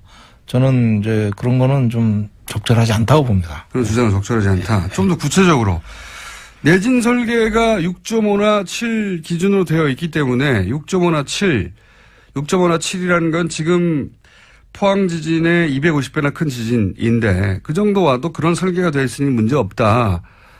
이 주장이 과학적으로 전문가로서 왜 이게 말이 안 되는 겁니까? 그렇게 단정하면 안 되는 겁니까? 저는 이제 양산단층이 살아있기 때문에 이번에 이제 포항에서 또 지진이 또 일어나지 않습니까? 그러면 양산단층 일대가 활성화돼 있다 이렇게 보는 게 맞습니다. 그러면 지진이 양산단층 일대에서 어디서든지 발생할 수 있다는 거예요. 지금은 포항이라는 먼 지역에서 한 40km 떨어진 곳에서 떨어져서 발생됐기 때문에 발전소에 10분의 1 설계 기준의 20분의 1 정도의 약한 영향을 줬을 뿐이지 운에 따라서는 발전소 근처에서 터질 수도 있는 거고. 그렇죠. 그렇지 않습니까? 그렇게 되면, 언제든지 위협을 가할 수 있는 그런, 양산단층이 바로 옆에 지나가고 있기 때문에, 네. 만반의 준비를 해야지. 무조건 안전하다 이렇게 얘기할 사항은 아니라고 봅니다. 그러면 지금 뭐 지진의 강도가 뭐 5.0이다, 6.5에 한참 못 미친다, 5.3이다 이렇게 하는 건 중요한 건 그 지진의 리히터 수치가 아니라 지방 가속도로 어느 정도로 영향을 주느냐에 결정이 됩니다. 그런데 그거는 진원이 그럼 원전이 얼마나 가까이 있느냐에 영향을 받는다. 그렇죠. 그리고 그것과 네. 또 토양 상태에 따라서 토양의 특징, 특징에 따라 전파되는 게 얼마나 소프트한 흙이냐, 아니면 강한 단단한 집안이냐 이거에 따라서 좀 다르거든요. 그것도 다르고. 그래서 이제 발전소에 영향을 주는 거는 발전소에 미치는 지방 가속도, 그 지진에 의해서 전파되어 온 지방 가속도 얼마나 흔드느냐 이게 영향을 받거든요. 그게 제일 중요한 거거든요. 그러니까 진원이 뭐 가까이 있을 수도 있고 먼데도 있을 수도 있고 멀리 있으면 당연히 영향이 작겠죠. 아무리 뭐 후쿠시마 원전 사고 9.0까지 일어났지만은 우리나라에 미친 영향은 그렇게 크지 않았거든요. 당시에 진동이. 그러니까 리히터 기준으로 자꾸 얘기하는데 이렇게 얘기하면 안 되고 좀 착시를 익히고 중요한 것은 지진이 일어나서 얼마의 가속도로 땅이 흔들리냐가 중요한데 그게 0.2 기준으로 돼 있는데 이것은 지진이 원전에서 얼마나 가까이서 벌어졌느냐 그리고 그 집안의 특징이 어떠느냐 이런 걸 따져야 되는데 이거는 리히터 기준만 가지고는 측정할 수 없는 거다. 그건 단지 이제 지진이 얼마나 크게 왔다. 이거를 이제 객관적으로 서로 상대적으로 이해를 할 수 있는 그 수치고요. 원전에 미치는 영향은 그 원전에 얼마나 가까이에서 그런 지진이 왔느냐 또는 발전소의 부지에 얼마나 가속도가 크기로 왔느냐 이게 더 중요합니다. 그러면 예를 들어서 이번 지진이 원전 바로 아래서 있었다 혹은 바로 근처에 있었다 그러면 지금처럼 아무 문제가 없는 게 아니라 어떤 문제가 있을 수도 있는 그런 가능성을 따져봐야 되는 거네요. 가능성 있다고 봐야죠. 그러니까 이제 0.2G로 설계를 한 거죠. 무섭네요. 그러면 우연 지진이라는 게 이제 인간이 예측할 수가 없기 때문에 예측할 수 없습니다. 현재 기술로는 예측할 수 없기 때문에 운이 좋았다 이번에는 표현할 수도 있는 거네요. 그러니까 이제 만반의 준비를 해야죠. 그러면 6.5, 7 이렇게 말하는 내진 설계 기준 자체는 우리가 믿을 수 있습니까? 원전이 지금 6.5나 7 기준으로 설계되어 있기 때문에 그런 지진이 와도 안전하다라고 이제 단정적으로 계속 얘기하고 있는데 설계를 해보신 분들은 어떠세요? 이론적으로는 설계를 그렇게 했으니까. 이론적으로는? 제작 시공도 완벽하게 돼서 현장에 완벽한 상태로 설치가 되고 작동이 될 때는 맞는 얘기입니다. 근데 사람이 하는 일이라서 항상 감시를 해야 되거든요. 그래서 설계 자체부터 독립적으로 검토를 해서 이 설계가 제대로 되는지 확인을 해야 되고 그것이 현장에 제작을 들어갈 때 제작이 제대로 되는지 품질 감사를 하고 그다음에 그것이 현장에 설치될 때도 품질 검사를 하게 돼 있거든요. 그래서 정비할 때도 마찬가지고 그런 완벽한 상태가 돼야 그것이 맞는 얘기지. 사실 0.2G만 하더라도 상당히 높은 수준의 지방 가속도이기 때문에 일단 현장의 상태 그것이 굉장히 중요합니다. 설계가 그렇게 됐다. 그것만 가지고는 이렇게 확정적으로 말하면 안 된다. 이거를 검증하는 데가 한수원 아닙니까? 검증하는 거는 사실은 한수원이 이제 품질 검사를 통해서 확인을 하고 여러 가지 검증 시스템이 있습니다. 근데 중요한 거는 한수원에서 발주한다는 거예요. 돈이 어디서 나오냐가 중요하거든요. 그러면 독립성 문제인데 예를 들어서 품질 검사를 하라 하고 한수원이 고용을 해서 품질 검사를 시키는 건데 한수원이 제작도 하고 예를 들면 끝에 감리도 하고 다 해버린다는 거죠? 돈 주고 다 하는 거예요. 자기네들이. 모든 걸 다 감독해버리는 거예요. 별도의 감독기관이 따로 있는 게 아닙니까? 이건? 그거는 원자력 안전위원회 예, 거기 규제기관이 킨스라는 이제 기술원이 있거든요. 거기서 조사 평가를 하는데 그게 독립기관이거든요. 사실 법적으로 돼 있습니다. 근데 실제로 지능 중심으로 하다 보니까 이쪽 조직이 굉장히 취약하죠. 사람도 부족하고 예산도 부족하고 뭐 그렇게 돼 있죠. 그러니까 지금 우려하시는 바는 만약에 내진 설계가 제대로 됐는지부터 시작해가지고 감리까지 쭉 다 확인해야 되는데 그걸 한 기관에서 다 하기 때문에 그걸 어떻게 확인할 수가 있냐. 예. 한 기관이 자기들은 원전을 짓고자 하는 기관인데 이 기관이 처음 설계부터 시작해서 마지막 감리까지 다 사실상 장악하고 있어서 한수원이 마음대로 안전하다고 해버리면 그냥 안전하게 되는 거네요. 그러니까 물어볼 데가 없으니까 다 한수원 가서 물어보거든요. 안전하냐 이렇게. 한수원은 당연히 사업자니까 안전하다고 그러죠. 그래서 지금 설계와 제작에 직접 참여하신 분으로서 지금 이야기하는 250배 지진이 와도 안전하다고 하는 기사 이렇게 단정적으로 말하는 건 이렇게 단정적으로 말할 수 없다. 예. 라고 단정하시는군요. 예. 거꾸로. 예. 그러면 이 기사 같은 걸 읽으시면 어떤 기분이 드십니까? 좀 자신감도 아니고요. 예. 자만심도 아니고 이건 경박스러운 겁니다. 자연 지진에 대해서 이렇게 큰 소리 칠 수 있는 인간이 누가 있냐. 예? 그렇군요. 직접 설계를 해보신 분으로서 계속 강조합니다만 직접 설계하고 제작을 하셨던 분으로서 아니 자기들이 뭐라고 이렇게 단정하고 있나. 예. 예. 이렇게 단정할 수 없지. 예를 들어 후쿠시마 같은 경우요. 그러면 인간이 안전하다고 단정한 일본 같은 경우는 뭐 지진에 관한 정보가 가장 많은 곳인데도 불구하고 후쿠시마는 큰 사고가 났지 않습니까? 후쿠시마 사고는 어떻게 된 겁니까? 좀 설명해 주십시오. 후쿠시마 사고는 간단합니다. 지금 해결료를 냉각을 시켜줘야 되는데 냉각시키지 못하면 온도가 무한대로 올라가거든요. 이론적으로는. 그렇겠죠. 근데 자연 상태에서는 6,000도까지 올라가는 걸로 돼 있어요. 6,000도요? 네. 네. 그러니까 안 녹이는 재료가 없는 거예요, 지구상에서. 6,000도면 다 뚫어버리겠죠. 다 뚫어버리죠. 네. 그러니까 그렇게까지 위험하니까 냉각을 항상 시켜줘야 됩니다. 해결을. 점화가 되고 나서는 항상 냉각을 시켜줘야 되는데 그 냉각시키는 게 물로 냉각을 시키잖아요. 예.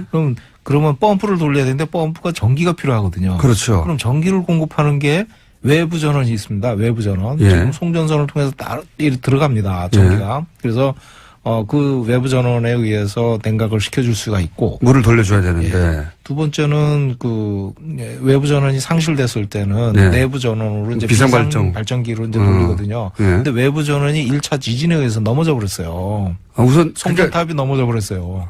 지진이 나서. 예. 그 원전이 뽀개진 게 아니라 송전탑이 넘어간 거군요. 그냥 1차적으로. 예, 송전탑이 넘어가서 전기가 안 들어왔다. 전기가 안 들어간 거예요. 전기가 안 들어가니까 시킬 수가 없어서. 그러니까 비상 발전을 해야 되잖아요. 그렇죠. 그걸 하고 있었는데 쓰나미가 와서 침수를 시켜버려요. 그러니까 냉각 기능이 안 된 거죠.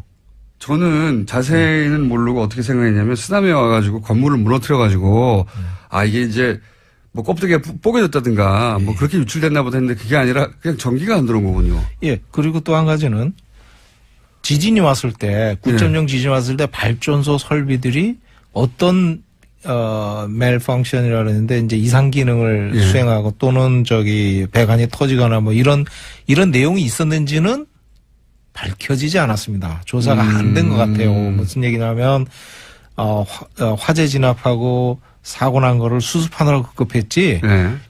지진이 왔을 때 설비들이 잘 돌아갔다 이렇게 얘기를 하거든요. 사실 진짜 잘 돌아가는지 확인이 안 되는 거예요. 그건 확인 안 됐다. 근데 확인이 된 것은 한마디로 말해서 전기 공급이 안 돼서. 그렇죠. 지금 확인할 수 있는 거는 전기 공급이 안 됐다. 지진 때문에. 아하. 이게 사실 생각보다 지금 내진 설계라는 게 건물 자체가 버틴다 이것만 생각하고 있었는데 그게 아니라 전기 공급선이 끊어지면 그것도 사고 나는 거군요. 예. 이번 사건이 그겁니다. 후쿠시마 사건의 핵심은 냉각을 시키는 전기가 끊어져서 이렇게 되는. 아니 그거는 그보다 더 낮은 지진으로 일어날 수 있는 거 아닙니까? 재수가 없으면 말씀하셨듯이. 말씀 그렇게 하시면 뭐 그럴 수도 있는 겁니다. 뭐랄까, 공학적으로는, 예. 견딜 수가 있어야죠. 공학적으로는. 예. 근데 이제 송전탑이 너무 큰 지진에 의해서 무너졌다는 거. 예. 우리나라도 송전탑이 내진 설계가 돼 있느냐. 예. 이런 걸 사실 면밀히 따져볼 필요도 있습니다. 발전 설비만 가지고 얘기를 하는데. 그러네요. 예. 전기가 공급 안 되면 자동차에 냉각수 안 들어가면 퍼지는 거하고 똑같은 거 아닙니까? 예, 정확하십니다. 단순하게 생각하면. 예. 냉각수 떨어지면 자동차 퍼지거든요. 엔진. 근데 그 정도가 아니라 여기는 6,000도니까 예. 그게 아무거나 다 뚫고 나가버리는 거군요. 예, 예. 그래서 방사능이 유출된 거다. 그렇게 생각을 바꾸고 나면 원전을 안전하다고 단정하기는 진짜 어려운 거네요. 어떤 예. 자연재해가 있을지도 모르니까. 원자력 발전소는 예. 자연재해를 생각을 해보면 우리가 인간으로 할 수 있는 게 아니잖아요. 그러면 예. 항상 경각심을 가지고 봐야 됩니다. 무조건 안전하다 홍보하는 거는 이거는 안전을 위해하는 행위입니다. 그래서 위해하는. 저희 원자력 안전과 미래에서는 그런 행위에 대해서는 좀 가차없이 이렇게 얘기를 하는. 과거에 원전을 설계하고 직접 제작하셨지만 지금은 원자력의 안전과 미래를 생각하시는 이게 좀 NGO인 거죠? 예, 예. 예. NGO의 대표가 되신 특별한 계기가 있으십니까? 후쿠시마 원전 사고 이후에 아하. 정부가 우리나라가 이제 원전 부품 위변조 사건에 이제 휘말렸거든요. 예. 그때 이제 상당히 많은 분들이 이제 뭐랄까요 구속되고 예. 막 이랬었는데 그런 사건을 수사하고 문제가 있을 때 이제 정부가 내놓은 대책이 원전 구매 제도 개선 위원회고 예. 그다음에 이제 여러 가지 그 해외 품질 뭐 검증을 하겠다 해외 기관에 이런 여러 가지 대책을 내는데 그게 형식적이라는 거예요. 전문가가 보시기에 야 이렇게 해가지고 되느냐 이게. 예. 전부 홍보성이고. 여기서 홍보성이라는 건 예를 들면 원전을 계속 짓고자 하는 사람들을 위한 홍보라는 얘기죠. 그렇죠. 그러니까 거기 참여하신 분들이 개개인으로 보면 굉장히 훌륭하신 분들입니다. 예. 뭐 MIT 나오고 뭐 이렇게 굉장히 화려한 경력을 가지신 분들이지만 그분들이 원전 부품 구매 위변조 또는 구매 개선을 위해서는 까다로운 원자력 품질과 예. 품질 시스템과 그다음에 구매 입찰 제도를 이해를 하고 있어야 돼요. 예. 근데 그 둘 중에 하나라도 경험을 가지고 있으신 분이 하나도 없는 거예요. 개인적으로 경험들은 화려해요. 훌륭하신 분들이죠. 근데 그분들이 그렇게 해서 팀을 구성해 놓으면 그분들이 어떤 결과를 내놓을 수 있겠습니까? 자기들은 사실은 실제 그 절차를 모르는데. 모르죠. 그래서 한마디로 말하면은. 그래서 정부에 제대로 된 얘기를 해주는 조직이 있어야 되겠다고 저희가 구성을 해서 활동을 들어갔거든요. 이게 여기 NGO는 그러니까 원자력을 직접 설계하거나 제작하거나 그 현업에 계셨던 분들이군요. 예, 실무자고로입니다. 그렇군요. 돈은 안 되겠습니다. 또 우리나라 원자력계는 저희 보고 그래요. 너희들은 우리 아군 아니다. 우리 편 아니다. 그래 우리 편 당연히 아니지. 우리는 안전을 얘기하니까. 그래서 객관적으로 보겠다 그랬더니 그럼 적군이네. 그래서 적군으로 몰렸습니다. 적군으로 몰리신 것까지는 제가 보기에는 원전을 계속 짓고자 하는 분들 입장에서 당연한 것이고 뭘로 먹고 삽니까 이 단체는? 그냥 뭐 개기고 있습니다. 네. 아니 제가 말씀을 듣다 보니까 이분들은 뭘로 먹고 살까 생각이 걱정이 돼가지고 그러시군요. 네. 그러면 이 조선일보만이 아닙니다만은 근데 조선일보 대표적으로 이런 기사를 너무 많이 쏟아내가지고 조선일보를 예를 들어서 말씀드리는 건데 며칠 전에도 말씀드렸다시피 포항 지진 250배가 와도 안전하다고 완전 단정하고 있으니까요. 그래서 저희가 모셨는데 이런 조선일보가 이 기사를 계속 쏟아내는 이유는 뭡니까 그럼? 글쎄요, 뭐 광고주를 우대한다고 생각을 하기도 하고 광고주를 우대한다. 네, 두 번째는 원자력이 굉장히 애국주의적이고 민족주의적인 성향이 강합니다. 왜냐하면 전 세계 어딜 가도 원자력을 하겠다는 나라는 전부 좀 국방 쪽 또는 국가 애국적인 그런 힘이 굉장히 강하거든요. 예, 그런 쪽의 세력들은. 예, 그러다 보니까 이제 원자 폭탄 뭐 비슷한 거 이렇게 연관 기술인데 이런 거를 왜 또는 잘 갖고 가지고 수출해 가지고 해야지 뭐 이런 돈의 관점에서 예. 실제 조선일보가 광고를 많이 받습니까? 전번에 한번 데이터 나온 거 보니까 제일 많이 받던데요. 네. 국회에서 조사 한번 한 것 같습니다. 신문에도 나오고. 한국 수력원자력 이런 곳에서. 예. 그렇게 연결할 수도 있고 거꾸로 조선일보가 그런 얘기를 하니까 거기다 광고를 많이 줄 수도 있고. 두 가지 다입니다. 두 가지 다. 그리고 친원전 쪽이에요. 지금까지 쭉 보면 조선일보는 친원전 쪽입니다. 그러다 보니까 이렇게 단정적인 기사를 썼는데 그 기사를 보고 이게 말이 되냐. 저는 친원전 반원전이 아니거든요. 근데 친원전을 하더라도 이렇게 하면 안 됩니다. 반전을 호도하는 식으로 얘기를 하면 안 되는 거죠. 우리가 애초에 왜 이 양산단층 있는 쪽에다가 이렇게 원전을 많이 지었습니까? 하필이면? 양산단층이 활성화돼 있다고 보질 않았죠. 처음에. 그때는. 예. 그때는 우리나라는 지진이 안 일어난다고 생각하고. 최근에 5.0 이상 나온 게 작년에 울산단층, 울산 앞바다 처음 나왔죠. 사실 양산단층이 그 뒤에 그 전부터 이제 학설 또는 여러 가지 주장들이 활성화돼 있다 이렇게 얘기가 많이 나왔었죠. 사실은. 그랬는데 실제로 작년부터 5.0 이상이 4번이나 나왔죠. 지금까지. 그러니까 여기다가 잔뜩 원전을 지었을 당시만 하더라도 대표님도 우리나라 여기 뭐 지진 없어 이렇게 생각하신 거죠? 제 기억이 없으니까요. 그러니까 지진이 안 일어난다고 생각하고 원전을 거기다 지었고. 예. 그래서 이제 그 당시 지방가속도 0.2G를 적용한 거는 그 당시 전 세계적으로 보편적으로 이제 안정된 집안에서는 0.2G를 표준으로 채택하고 있었거든요. 지금은 이제 좀 강화되는 추세입니다. 그런데 0.3G로 올리고 뭐. 예. 그렇군요. 근데 안정된 집안에서 기준이 0.1을 지었고 거기는 지진이 없다고 생각했으니까. 근데 지금 지진이 일어나고 있다. 그럼 안전 기준을 더 강화해야 되고 지금 제대로 돌아가 있는지 한수원이 아니라 독립적인 기관에서 점검을 나가봐야 되겠네요. 그거는 지금 하고 있는 걸로 알고 있습니다. 중요한 거는 이제 킨스 원안이 킨스랑 이제 합동으로 이렇게 작업을 하고 있어요. 그래서 그런 것들이 잘 지켜지리라고 생각하지만은 저희들 이제 객관적으로 이렇게 쭉 뭐 주마간산으로 이래 볼 때는 좀 안전 보강이 좀 현장 상태 그거를 제대로 보고 보강을 하고 이렇게 해야 되는데 사실 돈이 들어가는 거잖아요. 그 사업자에 맡겨서는 될 일이 아니라고 봅니다. 이걸 사업자에 맡기면 안 된다. 한수원에 맡기면 안 된다. 돈이 들어가는데 사업자는 어떻게든 유리한 방향으로 가려고 그러겠죠. 그건 뭐 고양이 앞에 생선을 주는 이거 얘기를 좀 더 들어봐야 되겠는데 오늘은 저희가 1부만 할게요. 1부만 하고요. 그러니까 원전의 설계와 제작에 직접 참여하셨고 한수원에 계셨었고 한국원자력연구원에 계셨었고 그리고 이제 원전을 반대하는 입장이 아닌데도 불구하고 지금 수준으로 이렇게 쭉 가서 이렇게 안전을 단정하고 가서는 안 되고 큰일 나죠. 한수원에 모든 걸 맡겨서도 안 된다. 그럼요. 구조적인 문제가 있는 거예요. 지금 안전이 불안한 게 한수원이라는 또는 원자력 산업계 전체가 구조적인 문제가 있는 거예요. 그 구조적인 문제를 저희가 다시 한번 다음 주에 한 번 더 나오시죠. 대전에 계신 분인데 저희가 멀리 오셨는데 이 얘기거리가 아주 긴 이야기거리네요. 이게 원전을 반대하는 입장이 아닌 분이 하시는 얘기라 그리고 설계에 직접 참여하시는 분이라 저희가 좀 새겨들어야 될 것 같습니다. 오늘 1부 하고요.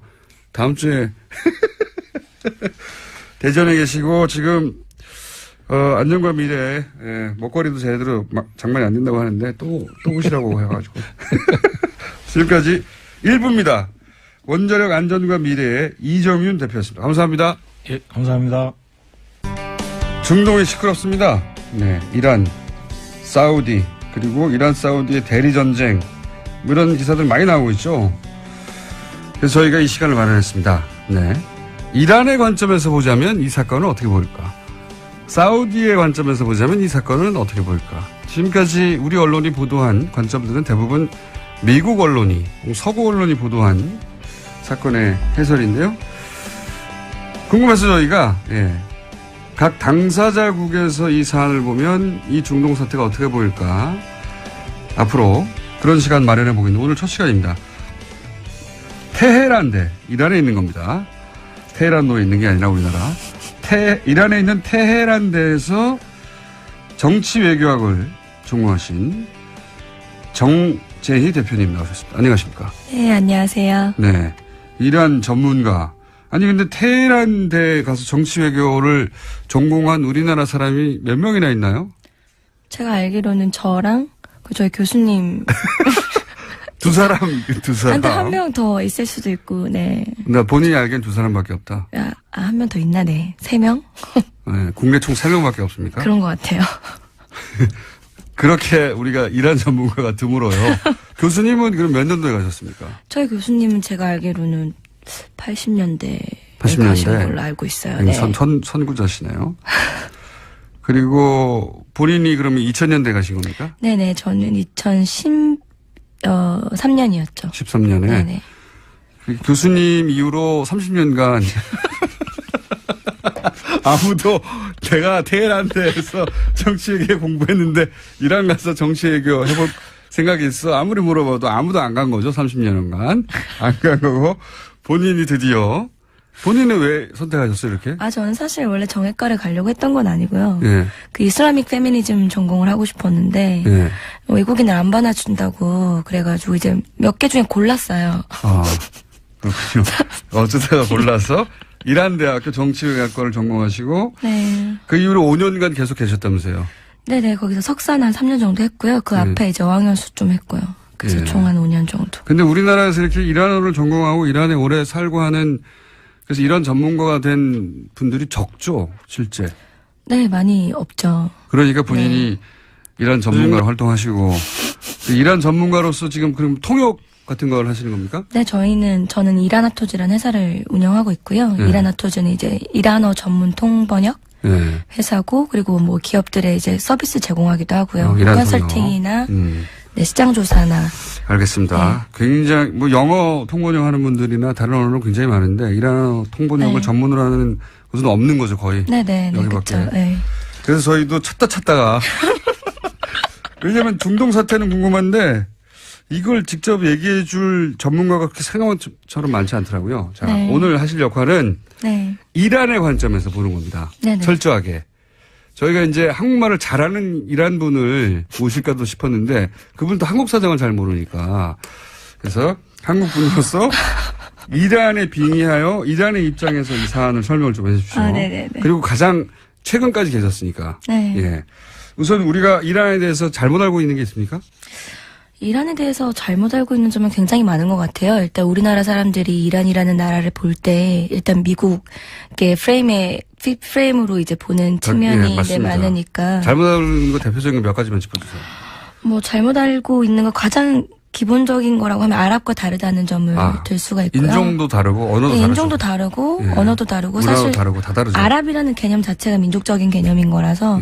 그래서 오히려 그쪽하고 많이 싸웠죠. 여기는. 그렇죠. 고대로부터 계속해서. 그리고 되게 어떻게 보면 이란인들 눈으로 보면은 자기네들이 문화를 주고 다 갖다 준 사람들이란 말이에요. 원래 아무것도 없었던. 이란인들은 그렇게 생각합니까? 그렇죠. 이란인들은 아무것도 없었는데 우리가 다 문화를 유목민이었는데 우리의 문화를 주고 뭐 심지어 이슬람이 들어간 이후에도 이슬람 문화의 발전은 이란인들이 담당을 했다고 생각하는 측면이 스스로. 있거든요. 네. 그러니까 그쵸. 다른 관점 말고 계속 이란의 관점에 대해서 얘기하죠. 그러니까 이란 사람들은 아랍을 우리가 미개한 아랍을 가르쳤다고 생각한다.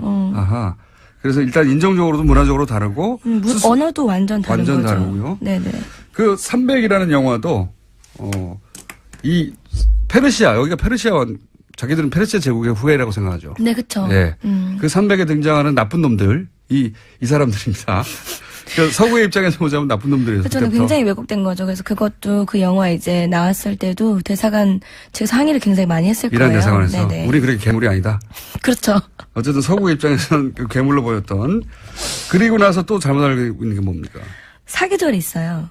사막이 아니에요? 굉장히 쉬운 건데 사계절이 있어서 특히 테헤란은 서울이랑 위도가 굉장히 비슷해요. 아하. 서울에 눈 오면 테헤란에도 눈 오고 서울에도 비 오면 테헤란에 눈 오는 건데 맨날 뭐 사막에 사냐 거기 택시 있냐 낙타 타고 다니냐 막 이런 거. 여기는 완전히 사계절이 있어서 우리하고 거의 비슷하다. 네, 비슷해요. 날씨가. 그리고 아랍이 아니다. 또 뭐 있습니까? 또 생각보다 굉장히 안전한 나라라는 것도 들 수 있을 것 같고요. 제 생각에는 유일하게 막 이런 거 얘기하면은 뭐 이렇게 위험 조장하지 마라, 뭐 거기 엄청 위험한 나라인데 보내가지고 큰일 나면 어떡하냐 막 이런 말씀하시는 분들 있는데 실제로 굉장히 안전해요.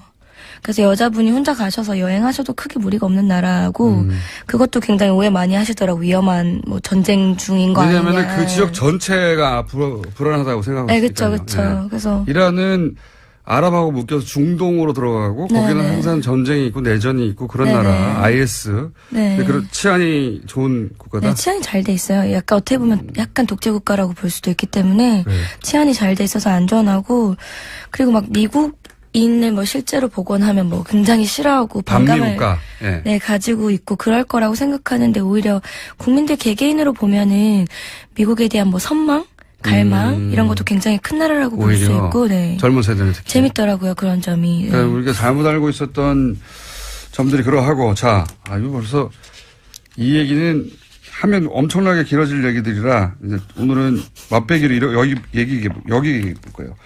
최근에 이란하고 사우디하고 네. 한참 부딪히고 있지 않습니까? 네네. 이란과 사우디가 부딪히기 시작한 건 언제입니까? 언제부터입니까? 뭐 원래도 그렇게 유쾌한 사이는 아니었겠지만 이란에서 이제 1979년에 이슬람 혁명이 터지게 되면서 이란은 굉장히 자기네들의 역할을 지위를 공고히 하게 된단 말이죠. 왜냐하면 우리는 이슬람 혁명을 통해서 그것도 시민들의 자발적인 혁명을 통해서 정당성을 가지고 있는 정권을 수립한 나라인데 왕정이 아니라 네 이제 왕정에서 쿠데타를 어떻게 보면 일으켜가지고 쿠데타가 아니죠. 혁명을 일으킨 거죠. 그래가지고 이제 시민들의 지지를 받았으니까. 그렇죠. 시민들의 지지를 받았으니까 그래서 이제 정권이 생기게 된 건데 사우디 입장에서 보면 자기네들이 굉장히 뭔가 이슬람 국가의 전제 왕권 국가죠. 그렇죠. 이슬람 국가에서는 굉장히 왕정이고 권위를 가지고 있는 나라인데 우리 메카를 가지고 있는 나라잖아요. 그런데 이슬람의 성지 메카. 그렇죠. 근데 그 이슬람 혁명이 이란에서 일어났단 말이에요. 그러니까 굉장히 자존심이 상할 수도 있을 거고. 왕정 입장에서는 불안했겠죠. 그렇죠. 그런 혁명이 전파돼서 자기들 왕권이 뒤집어지면 안 되니까. 네네. 그런 혁명 이념의 수출이라든지 그런 것들도 아마 두려웠을 것 같고요. 순위 시아파의 문제도 물론 있는데 그건 워낙 많이 나왔으니까. 그렇죠. 근데 사실 제가 봤을 때는 순위 시아파 문제는 굉장히 적은 거라고 생각해요. 종파 간의 갈등은. 네. 실제로 거기서 겪기로는? 네. 실제로는 사실 뭐 시아파 사람들도 순위파 사원에 가서 얼마든지 기도를 할 수 있고. 아 그래요? 네 그런 거에 그렇게 닫혀 있지 않아요. 실제로 순위 시아 보면 서로 죽이려고 그러지 않아요? 그렇지 않아요. 실제 가서 보면? 다 무슬림이기 때문에 사실 형제라고 생각을 하고 이걸 정치적으로 이용하는 사실 패권 문제인 거지. 누가 더 강력해질 수 있느냐 하는 중동 순위 시아는 안에서 그 안에서 명문으로 사용하는 거지. 네네, 그렇죠. 실제 순위시아 그 각각의 사람들이 서로를 막 실제로 적대시하고 표면적으로 그런 건 느껴지지 않는다. 네네, 그런 건 아닌 거죠. 네. 적어도 이란 내에서는. 이란 내에서도 그렇고 사실 다른 무슬림들도 아마 그렇게 생각할 거예요. 이란에서 방문 관계자분들이 이제 한국에 오셔서 기도를 하고 싶어 하시는 경우가 있는데 그러면 이제 이태원에 사원이 있잖아요. 거기를 안내해드리면 그럼 제가 장난을 치죠. 여기 순위파 사원이다. 괜찮겠냐. 전혀 no problem. 전혀. 네. 생각하는 만큼 적대심이 강한 게 아니군요. 개개인에 대한 그런 적대심이라든지 종파 간의 갈등은 사실 심하지는 않다고 볼 수 있을 것 같아요. 최근에 그러면 이란의 입장에서 설명해 주세요. 네. 최근에 이란하고 사우디가 이제 대결 국면이고 각각 자기들 힘을 이제 결집시키고 있고 그러면서 예를 들어 카타르 단교, 뭐 레바논 총리 사퇴 이런 문제들을 이란 입장에서는 어떻게 받아들입니까? 이란이랑 사실 사우디 갈등에서 봤을 때 서로 1대1로 맞짱을 뜨기보다는 뭔가 자기의 세력을 굉장히 공고히 해서 대리전을 펼치고 있는 거예요? 그렇죠. 대리전으로 가는 양상이 있는 것 같아요. 제가 봤을 땐. 그래서 카타르 단교도 사실 마찬가지고 카타르라는 국가는 원래 약간 애매했거든요. 완전 사우디 편도 아니고 이란 편도 아니었던 건데 사우디 입장에서는 그 스탠스도 별로 마음에 안 들었던 거예요. 카타르한테. 확실히 해라 입장은. 그렇죠. 그래서 어떻게 이란은 그럼 이걸 어떻게 받아들여요? 정말 어이없어 하는 거죠. 대체 무슨 왜 카타르랑 그쵸. 단교? 그리고 이란은 보시면 굉장히 그런 정치적인 국면에서 잘 빠져나가고 머리를 굉장히 잘 써요. 어떤 의미에서 잘 국익이 쓴다는 제일 거예요? 중요한 나라인 거죠. 국익은 다 중요한데 어떻게 머리를 잘 쓴다는 거예요? 예를 들어 봐주세요. 현명한 것 같아요. 예를 들어서 그 핵 협의를 봐도 협상을 봐도 네. 사실 이란은 어떤 걸 위반한 적이 한 번도 없거든요. 그거는 뭐 예. 그렇죠. 실제로 국제사회는 그렇게 얘기하고 있죠. 네네네. 트럼프가 오히려 이 핵 합의 문제에 있어서는 네. 우긴다고 이렇게 국제사회는 말하고 있는데 네네네. 그러면 이렇게 IAEA 네. 보고서를 준수하는 것도 빌미를 주지 않으려고 하는 거다? 그렇죠. 이란 입장에서는 전혀 자기네들은 그 명분이 생기는 거죠.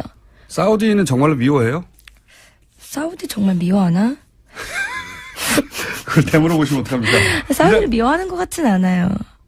근데 왜냐면 네, 일단 미워하는 그래도 거 이슬람 국가 같은 이슬람 국가고 예. 사실 사우디랑도 보면 굉장히 신기한 게 이렇게 정치적으로는 사우디랑 뭔가 적대적인 관계 있는 것 같지만 이란 사람들이 또 메카로 가장 성지 순례를 많이 가지 않을까요? 아 그렇다. 네. 개인 단위에서 사우디를 미워한다는 걸 느껴본 적은 없다. 네네 그렇죠. 개인 단위에서는. 네네네. 지금 저희가 이제 압축적으로 좀 빨리 진행하고 있는데 예. 네. 하시는 거 보고 고정으로 할까 말까 생각하려고.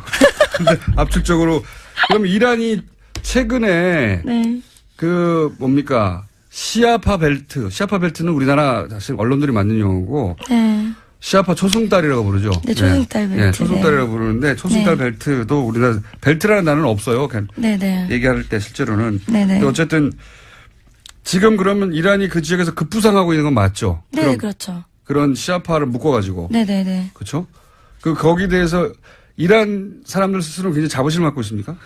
자부심을 가지고 있다기보다는 사실 이게 지금 주목하고 있는 건데 옛날부터 이란은 굉장히 시아파 국가들의 형님 국가? 네, 그렇죠. 라고 볼 수 있었어요. 그래서 어떤 사건이 터졌을 때마다 뭐 시리아도 그렇고 뭐 내전이 일어나서 이제 여기까지 해야 난민들이- 되겠습니다. 아쉽네요. 다음 시간 또 마련하겠습니다. 정재희 대표였습니다. 안녕. 네, 감사합니다. 입니다. 지난 일요일 국정원 태스크포스는 국정원 감찰실에서 작성한 댓글 수사 대책 내부 보고서를 확보했습니다.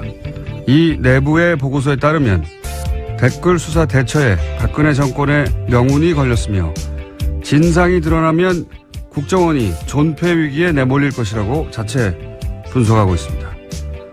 국정원 스스로 자신들이 한 일이 박근혜 정권과 조직을 무너뜨릴 범죄라는 걸 스스로 잘 알고 있었던 거죠. 그런데 조중동은 최근 검찰의 무리한 수사, 참군인 김관진, 북한만 좋아할 국정원 흔들기 등등의 논리로 이 수사를 끊임없이 흔들려고 노력해 왔죠. 조중동은 왜 그러는 걸까? 이게 무슨 진보 보수의 문제도 아니고 시대의 과제도 아닌데 보수 정당이 이 수사를 정치 보복이라고 규정하는 건 동의하지는 않아도 이해는 갑니다. 자신들 집권 시절의 일이고 본인들 정치적 생존이 달렸으니까요. 그런데 조중동은 왜 그러는 걸까? 국정원 스스로도 문 닫을 정도의 범죄라는데 왜 그러는 걸까요? 아시는 분 있으십니까? 왜들 그러는지? 아, 궁금하다. 김호준의 궁금증이었습니다.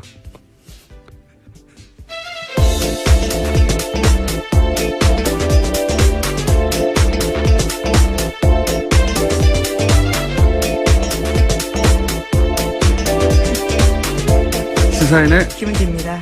안 궁금하세요? 네, 궁금하다는 말씀이 너무 진심인 것 같아서요. 옆에서 네. 웃었습니다. 아, 궁금해요, 저는. 예. 왜 그러는 걸까? 본인들이 정권을 직접 운영했다고 생각하는 걸까요? 참. 이게 무슨 자기들의 생존과 직접 연결된 것도 아닌데요. 예. 아, 궁금해요. 아시는 분이 있으면은 저희들한테 문자 좀 보내주십시오. 왜냐하면은 본인들도 생각해보면 어렵다고 하는 그 언론고시 통과하고 우리나라의 제일 큰 매체사 아닙니까? 거기 들어가서 왜 그런 수준 낮은 주장을 뒷받침하기 위해서 자기 이름을 쓰는 건지. 예를 들어서 전직 국정원장 뭐 구속하면 김정은이 좋아한다. 굉장히 허접한 논리거든요. 아, 참. 그 말을 듣고 누군가, 와, 정말 그렇구나. 전직 국정원장들 구속하면 안 되겠구나. 말이 됩니까? 야, 이해하고 싶은데 이해가 저는 안 돼가지고. 자, 전직 국정원장 구속 얘기 또 해볼까요? 네, 관련해서 계속해서 기사가 나오고 있는데요. 구속영장이 기각된 이병호 전 국정원장이 있습니다. 관련해서 법원의 영장실질심사에서 어떤 이야기가 있었는지가 좀 자세히 나오는데 채널A 보도에 따르면 이 전 원장은 국정원 특갈비 상납에 대해서 박근혜 전 대통령과 독대와 전화통화를 했다고 하면서요. 여기서 박근혜 전 대통령이 하던 대로 하세요라고 지시를 듣고 돈을 건넸다라고 주장하고 있다고 합니다. 그 법조인들은 네, 이게 이제 실질 심사에 맞춘 전략이었던 게 아니겠는가. 검찰 조사에서는 이런 말 안 하다가 실질 심사하는 중에 이제 이런 말들을 쏟아낸 거거든요. 예. 일종의 폭탄 발언을 했다라고 해당 보도는 보도하고 있습니다. 폭탄 발언까지는 아니고 그냥 어쨌든 검찰 조사에서 했을 법한 이야기를 안 하고 있다가 실질 심사에서 해서 그 명분으로 그 이유로 풀려난 게 아니겠는가 이런 분석도 있는데,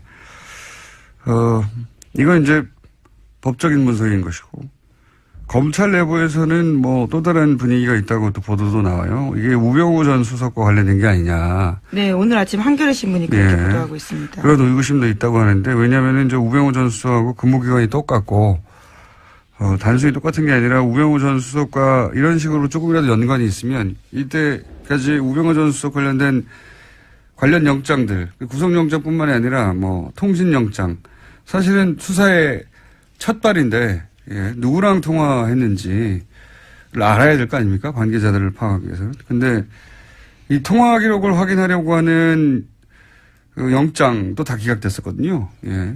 우병우 전 수석은. 네, 뿐만 아니라 최근에는 우병우 전 수석의 처가인 삼남개발 압수수색을 하려고 했는데 이 압수수색 영장 또한 또 다시 기각됐다라고 합니다.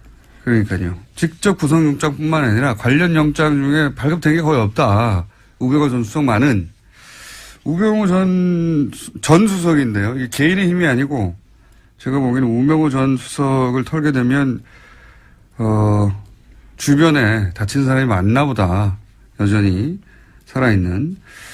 그렇게 의구심을 가진 분들이 있죠. 예. 그렇게 의구심을 가져도 이상하지 않을 정도의 많은 영장들이 최근까지도 계속.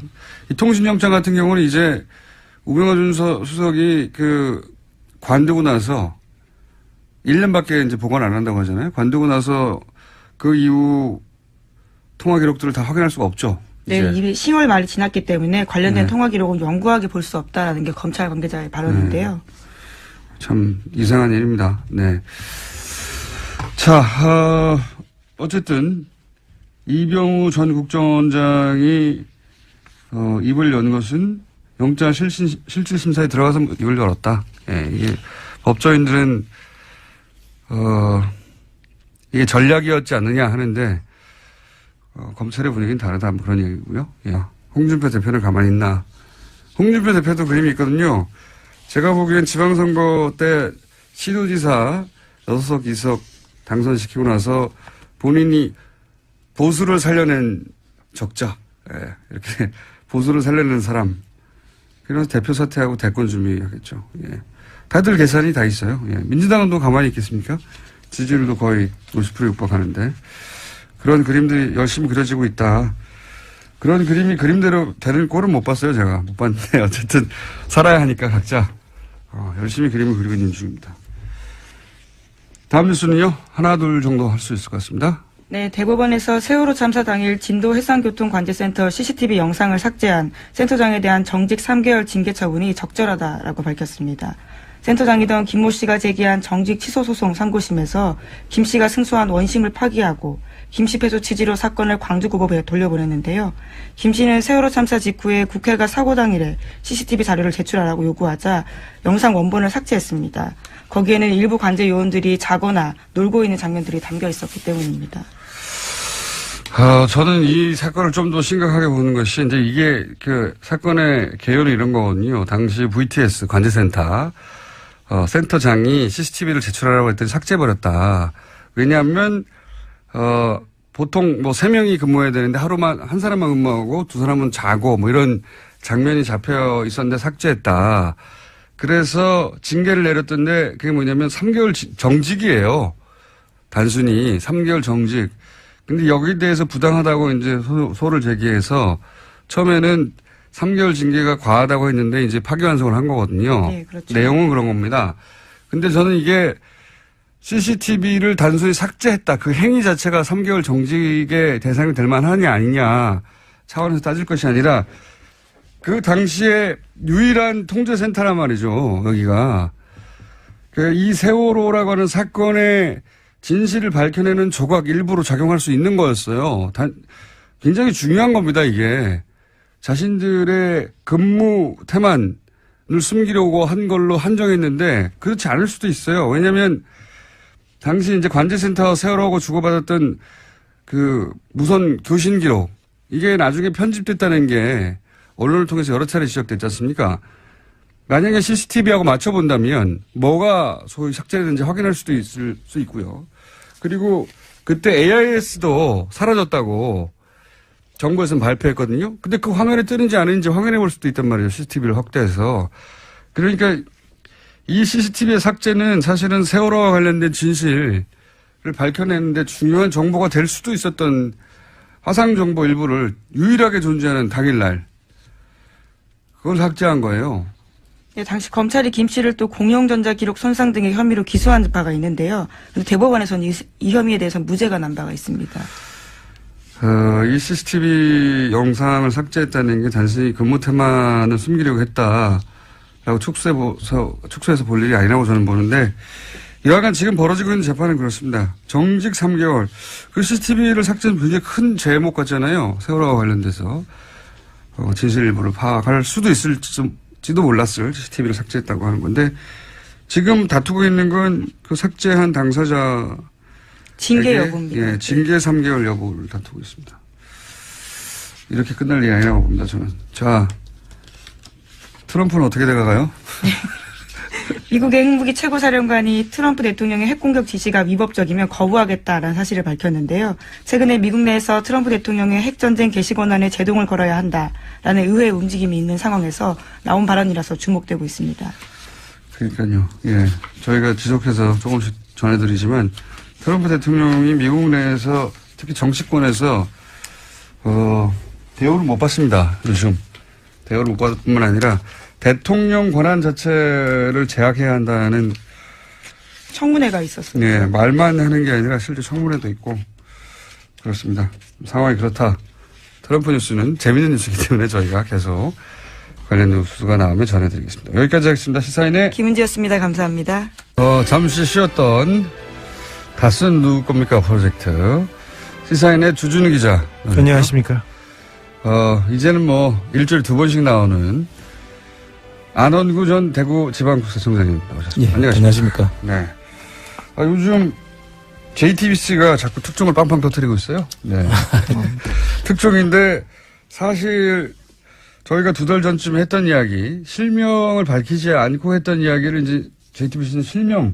그렇습니다. 예를 들어서 다스 전 경리팀장 최동영 팀장 실명 인터뷰가 나왔어요. 여기 보면은 그때 저희가 했던 얘기하고 맥이 닿는 이야기, 대통령 이후로도 연말에 경영보고서를 따로 이명박 전 대통령이 보고했다. 이런 얘기를 했거든요. 안가에서 했다고. 예. 근데 어디서 했다는 얘기는 이 JTBC 보도에는 없었는데, 이거 안가에서 했다는 거잖아요, 이게. 네, 저희가 안가에서. 네. 이분이 그분입니다. 네, 예. 그렇습니다. 저희는 이름을 안 밝혔는데 여기는 이름을 밝혀버려가지고. 네. 여기는 신빙성이 확 올라가고. 아니, 그게 아니라 김어준이 해서 그렇죠. 그것도 있고, 2달 전에는 실명을 밝힐 수 없는 상황이었거든요. 아니, 밝힐 수도 있었는데요.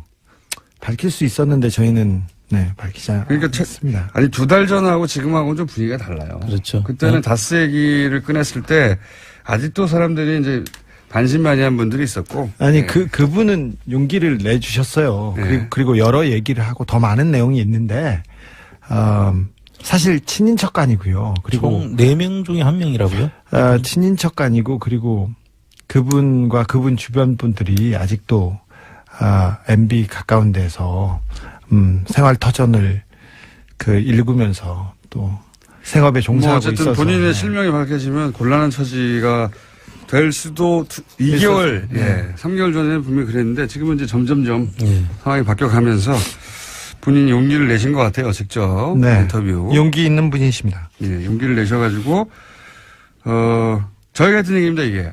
그러니까 안가에 가서도 당선 이후에 보고를 받는다. 안가에서 이명박 대통령이 그 보고를 받는 특징이 뭐냐면요. 정면으로 얼굴을 안 봐요. 아, 그래요? 네, 이렇게 쭈루룩 3명이 앉아 있으면 얼굴을 안 보고 다른 데를 쳐다보고 있어요. 다른 데를 쳐다보고 있다가 그래. 그리고 정확한 멘트를 안 하시고 정확한 그 지시를 안 하고 그래 네가 해봐. 네가 가서 해봐. 저는 그게 이제 그 잠재의식 어딘가에 이게 잘못하면 걸리면 문제가 될 수 있다는 죄의식 같은 거나 죄의식은 없는 것 같은데 걸리면 내가 그때 무슨 말을 했는지 나올 수가 있으니 이게 항상 머릿속에 있는 게 아닐까. 많은 사람들이 그렇게 얘기하더라고요. 명확한 지시를 하지 않는다. 네, 그런 것도 있고요. 또 한편으로는 이분은 같이 이게 수행하는 사람들하고 겸상을 안 하시잖아요. 그렇죠. 겸상을 안 하시고 이게 좀 차이가 있다. 다른 사람이다. 이런 생각을 꼭 하시는 것 같아요. 이 이명박 대통령이 전에 그 재벌가, 그러니까 현대가에서 머슴으로 살았다는 얘기를 몇 번 하면서 자기가 가지고 있는 그런 의식적 괴리 이런 것 때문에 그렇지 않을까 또 좀 생각해 봅니다. 하여튼 보고받았을 때 디테일 설명을 받았다는 얘기를 하는 거죠. 네. 어떻게 그 보고를 했냐 그러면 정면을 보지 않고 옆을 쳐다보고 이렇게 얘기했다고. 그분 스타일이십니다. 자, 그리고 또 이 최동용 전 팀장에 따르면은 정호영 특검이 굉장히 수상합니다. 수상하다는 얘기는 여러 차례 해왔는데 여기서 이제 언론이 이미 보도된 것만 얘기하자면 우선 비자금을 찾아냈는데 그게 문제가 안 되게 회사로 돌려넣고 장부를 잘 처리해라. 라는 식의 이제 처리 방법을 알려주고 그러자 이명박 전 대통령이 이걸 실제 그런 식으로 처리했다는 거 아닙니까? 비자금 돌려줬다. 이동영 씨가 그 일을 했다는 것이고요. 2008년 2월달 이야기죠. 그 당시 이동영 씨는 이제 이상은 씨의 아들. 이명박 대통령 형의 아들. 최대 주주죠, 현재. 최대 주주의 아들이 그때 가서야 다스에 들어갑니다. 이 일을 하러. 그래서 이분이 그 당시에 이 처리를 하는데 관여를 하고 그때 이명박 씨가 다스에 가서 일을 하라고 그래서 그때부터 일을 시작했다는 분인데요. 여기서 디테일이 조금 다른 부분이 있는데요. 최동영 씨가 다르다는 게 아니라 비자금은 많았어요. 그때 정호영 특검에서 발견된 비자금 덩어리가 한 서너 개 있었는데 그 중에 하나를 처리한 게 이 120억 원이고요. 100억 원대 비자금은 또 따로 있었다. 사라졌어요. 이미 해서 먹었어요. 이미 해서 먹은 100억 원대가 하나가 있고요. 그 이후에 그 찾아낸 또 저희가 얘기했던 외환은행에서 찾은 100억 원 수표 한 장. 그 경주 외환은행. 지난 시간에 얘기했어. 비자금 덩어리가 몇 푼데. 수표로 100억 원짜리 하나 자기 수표로 찾아왔다. 그러니까 이 120억짜리 그리고 100억대 사라진 비자금 그리고 100억 생긴 거. 그 다음에 그 정호영 특검이 수사를 하다가. 근데 요 세 덩어리를 당시 정호영 특검이 알고 있었죠. 이미 알고 있었다. 알고 있었는데 덮었습니다. 이거 말고 다스로 돌아간 120억만 얘기하고 있는데 그 외에 더 있었다. 더 있습니다. 더 있습니다. 네. 기자분들이 이 부분에 대해서 좀 취재에 나서 주셔야 됩니다. 2010년도에 그 당시에 특검 당시에 그리고 우리 이시영 씨, 각하의 아들 이시영 씨가 삼성동 힐스테이트에서 살고 있었는데 43평, 6억 4천만 원 전세를 살고 있었습니다. 근데 그 돈도 이명박 대통령의 비자금입니다. 일부는 이상은 회장이 큰아버지가 빌려줬다 이렇게 얘기했는데 큰어머니는 우리는 돈 준 적 없어요 이렇게 얘기하고요. 그 베란다에서 그냥 놔뒀던 돈을 그냥 갖다 줬다고 이렇게 얘기를 했어요. 그런데 그 큰어머님은 누구 베란다에 놔뒀던 돈을 갖다 이상은 구이동에 있는 이상은 씨 자택에서 베란다에서 돈을 꺼내서 줬다고 얘기했는데 그럼 이상은 씨 돈이라고 봐야 되는데 그게 아니라 자신들 돈이 아니다 그 돈은? 돈이 아니라고 얘기를 했어요. 거기 자기들이 관리만 현금을 하고 있었을 뿐 자기들 돈이 아니다. 네, 6억 4천만 원 중에 그리고 그 청와대에서 나온 국권화폐 그리고 돈 여기에 특수활동비로 의심될 만한 돈이 또 포함되어 있습니다. 그때 내곡동 사저에도 그런 지금 스토리가 지금 있는데요. 내곡동 사저를 그 내곡동 사저를 이시영 씨가 천천히 좀 말 더듬지 말고. 너무 많아서요. 비자금 덩어리가 너무 많아서 지금. 아니, 빨리 말하는 건 좋은데 네. 빨리 말하면 더듬거든요. 죄송해요. 더듬이에요. 자, 그리고 내곡동 땅 기억하시죠? 잠깐만 정리하고. 자, 당시 힐스테이트 네. 이시영 씨, 이명박 전 대통령 나오지 않을까. 네. 다스는 누구 겁니까? 이제 답이 나오지 않을까 싶습니다. 다음 뉴스는요? 네, 5.18 민주화운동 당시 또 보도도 있습니다. SBS가 어제 보도했는데요. 5.18 민주화운동 당시에 헬기 사격이 있었다라고 증언한 사람 가운데 당시 광주에서 선교활동했던 미국인 목사도 있었습니다. 그런데 전두환 전 대통령이 이 목사의 증언에 강력하게 대응하라라고 지시한 내부 문건이 나왔다라는 건데요. 1995년, 그러니까 5.18 관련된 검찰 수사가 진행 중이던 때 미국인 피터슨 목사가 검찰에 출석해서 당시 광주에서 헬기 사격을 목격했다라는 이야기를 했고요. 또 증거물도 제출했습니다. 헬기 사진이었는데요. 이에 대해서 전두환 전 대통령 쪽은 고소를 추진할 정도로 화를 냈다라는 겁니다. 저도 기사 봤는데 이건 우선 헬기 사격 여부는 끝까지 추적을 해야죠. 예. 전두환 씨가 아직도 5.18에 대해서 이런저런 얘기하는데 다시는 5.18 관련해서 북한의 공작이라느니 아직도 그런 얘기 한 사람 있지 않습니까? 예. TV조선에서도 그 얘기를 불과 몇 년 전에 했고요.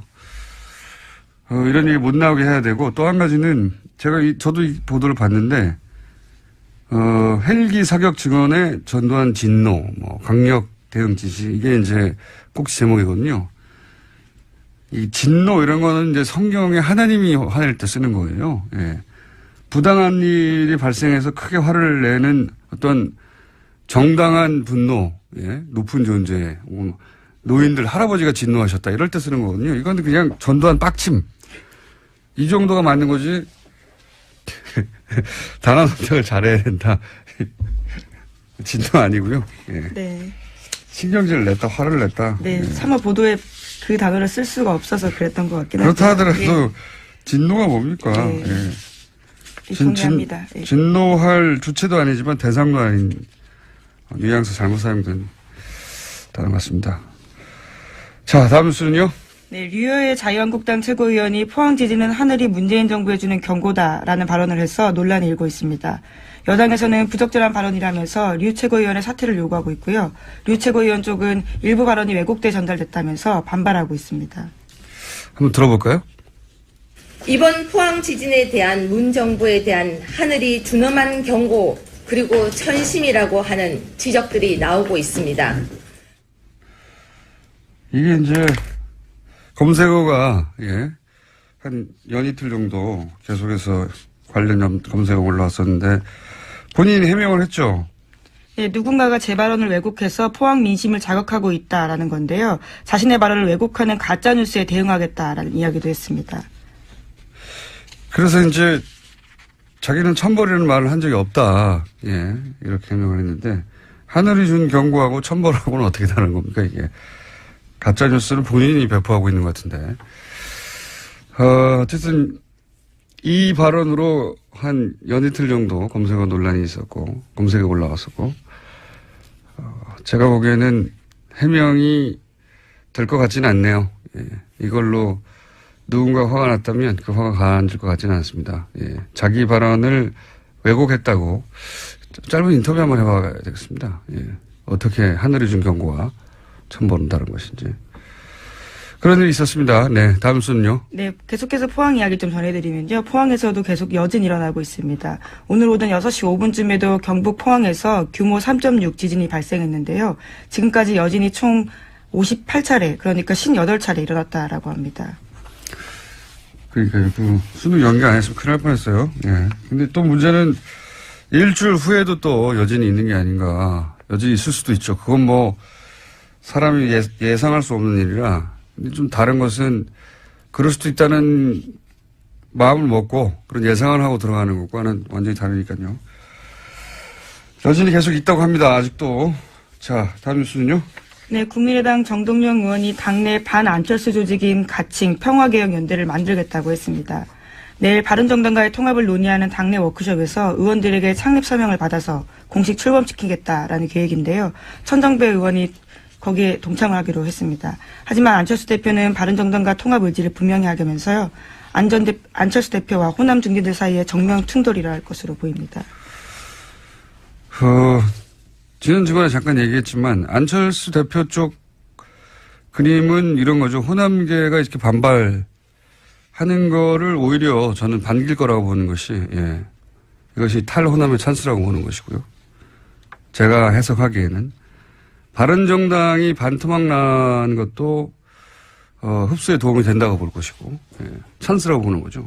그러면서 이제 영호남, 화합 이런 레토릭, 수사도 사용 가능하고, 그러면서 이제 중도 보수를 천명하고, 자유한국당 지방선거 이후에 자유한국당이 성과를 못 내면 이탈자가 생길 테니까 중도 보수의 적자가 되겠다. 뭐 이런 그림인 것 같고. 유승민 대표도 국민의당과 먼저 합치고 호남기 밀어내고 지방선거 이후에 자유한국당 이탈하면 자신은 새로운 합리적 보수의 적자. 뭐 이런 그림인 것 같고요.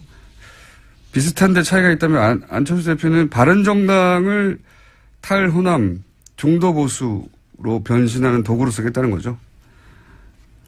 유승민 대표는 국민의당을 거꾸로 탈영남 합리적 보수로 변신하는 도구로 쓰려는 거고. 이게 뜻대로 되겠느냐. 호남계는 만만한가. 다음 순요.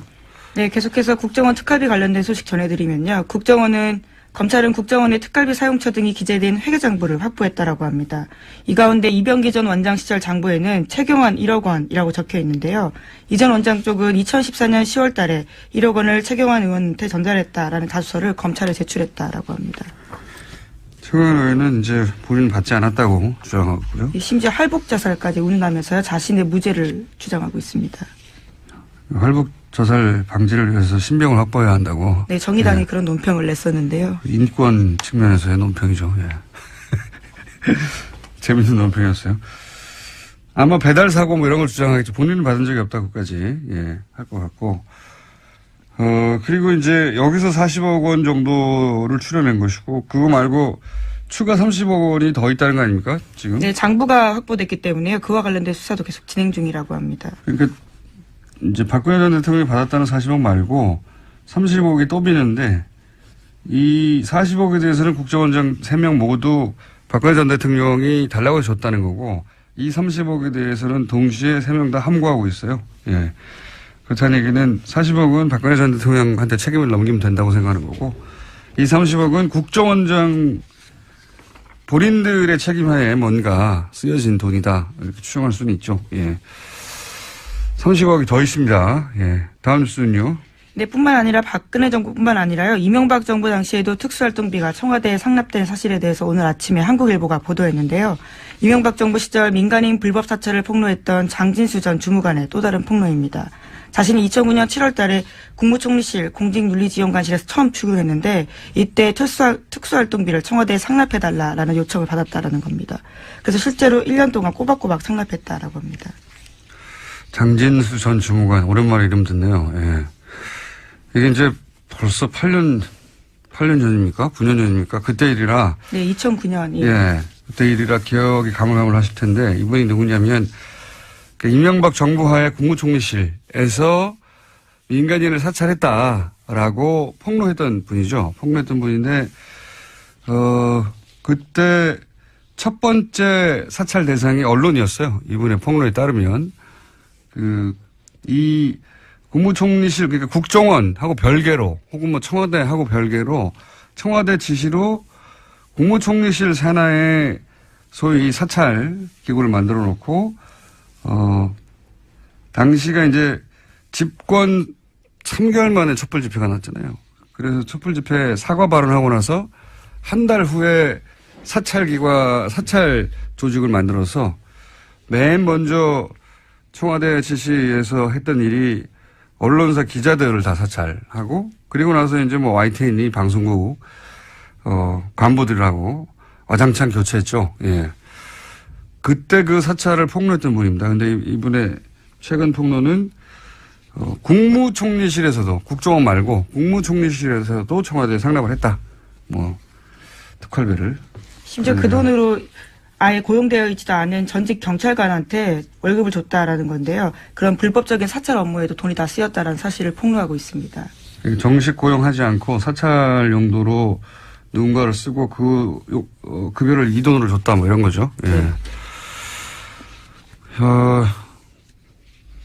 이명박 정부 내에서도 이제 특활비 관련 내용들이 더 나오겠네요, 앞으로. 예. 네, 굉장히 구체적으로 진술하고 있어서요. 돈을 얼마를 어떻게 줬는지 방법까지 또 자세하게 이야기하고 있기 때문에 이 부분 또한 들여다볼 수밖에 없을 것 같습니다. 본인이 전달했다니까요. 뭐 정확하게 기억하겠죠. 자, 다음 뉴스는요. 네, 2008년 특검 당시 다스 비자금 문제 처리에서 이명박 전 대통령이 개입했다라는 의혹을 제기한 다스 관계자가 모습을 드러냈습니다. 다스 당시 경리팀장이었던 최동영 씨인데요. 실명으로 JTBC와 인터뷰를 했습니다. 2008년 BBK 의혹을 수사했던 정호연 특검 당시에 대한 이야기를 한 건데요. 당시에 이명박 전 대통령이 다스의 실제 주인이라고 생각했지만 그렇게 말하지 못했다라는 겁니다. 또 뿐만 아니라 당시에 이명박 전 대통령에게 다스 경영 보고서를 따로 보냈다라는 사실도 이야기했습니다. 이건 말이죠. 사실은 주진우 기자하고 잠시 후에 좀 더 자세히 얘기 나눠보겠는데 이게 이 발언이 경리팀장에서 나왔다는 게 중요합니다. 예. 돈을 관리하고 있던 경리팀장이 돈 쓰는 걸 보면 알잖아요. 예. 돈을 관리하는 사람, 돈의 주인이 실제 주인이거든요. 예. 이 경리팀장이 당연히 이제 다스는 이명박 전 대통령을 꺼냈는데 특검 때는 말을 못했다는 거 하나 하고 그다음에 당시 비자금도 만들어지고 있었다. 네, 손익에 짜맞춰서 해마다 비자금 의심되는 수십억 원 돈 사라졌다라면서요. 자기도 몰랐다라는 겁니다. 경리팀장인데도요. 그리고 또 한 가지는 이제 이명박 전 대통령에게 연말이면 다스 경영 보고서를 따로 올렸다 이 얘기도 있고. 예. 저희가 한 2달 반 동안 얘기했던 거하고 맥이 닿는 이야기인데 대통령이 된 이후로도 사실 다스와 관련된 보고가 계속 올라갔다고 주식이 한 푼도 없으면서 한 장도 하나도 없으면서 그런 얘기를 하는 주진 기자 해왔는데, 예. 이제 다스 내부에, 제보자라고 부를 수 있겠네요. 이제 실명까지 거론하는 경리팀장 최동영 씨가 다스는 이명박 전 대통령 거다. 근거는 이러이러하다. 라고 주장하고 있습니다. 머지 않은 것 같아요. 예. 빙산의 절반은 나왔고, 나머지 절반은 빠른 속도로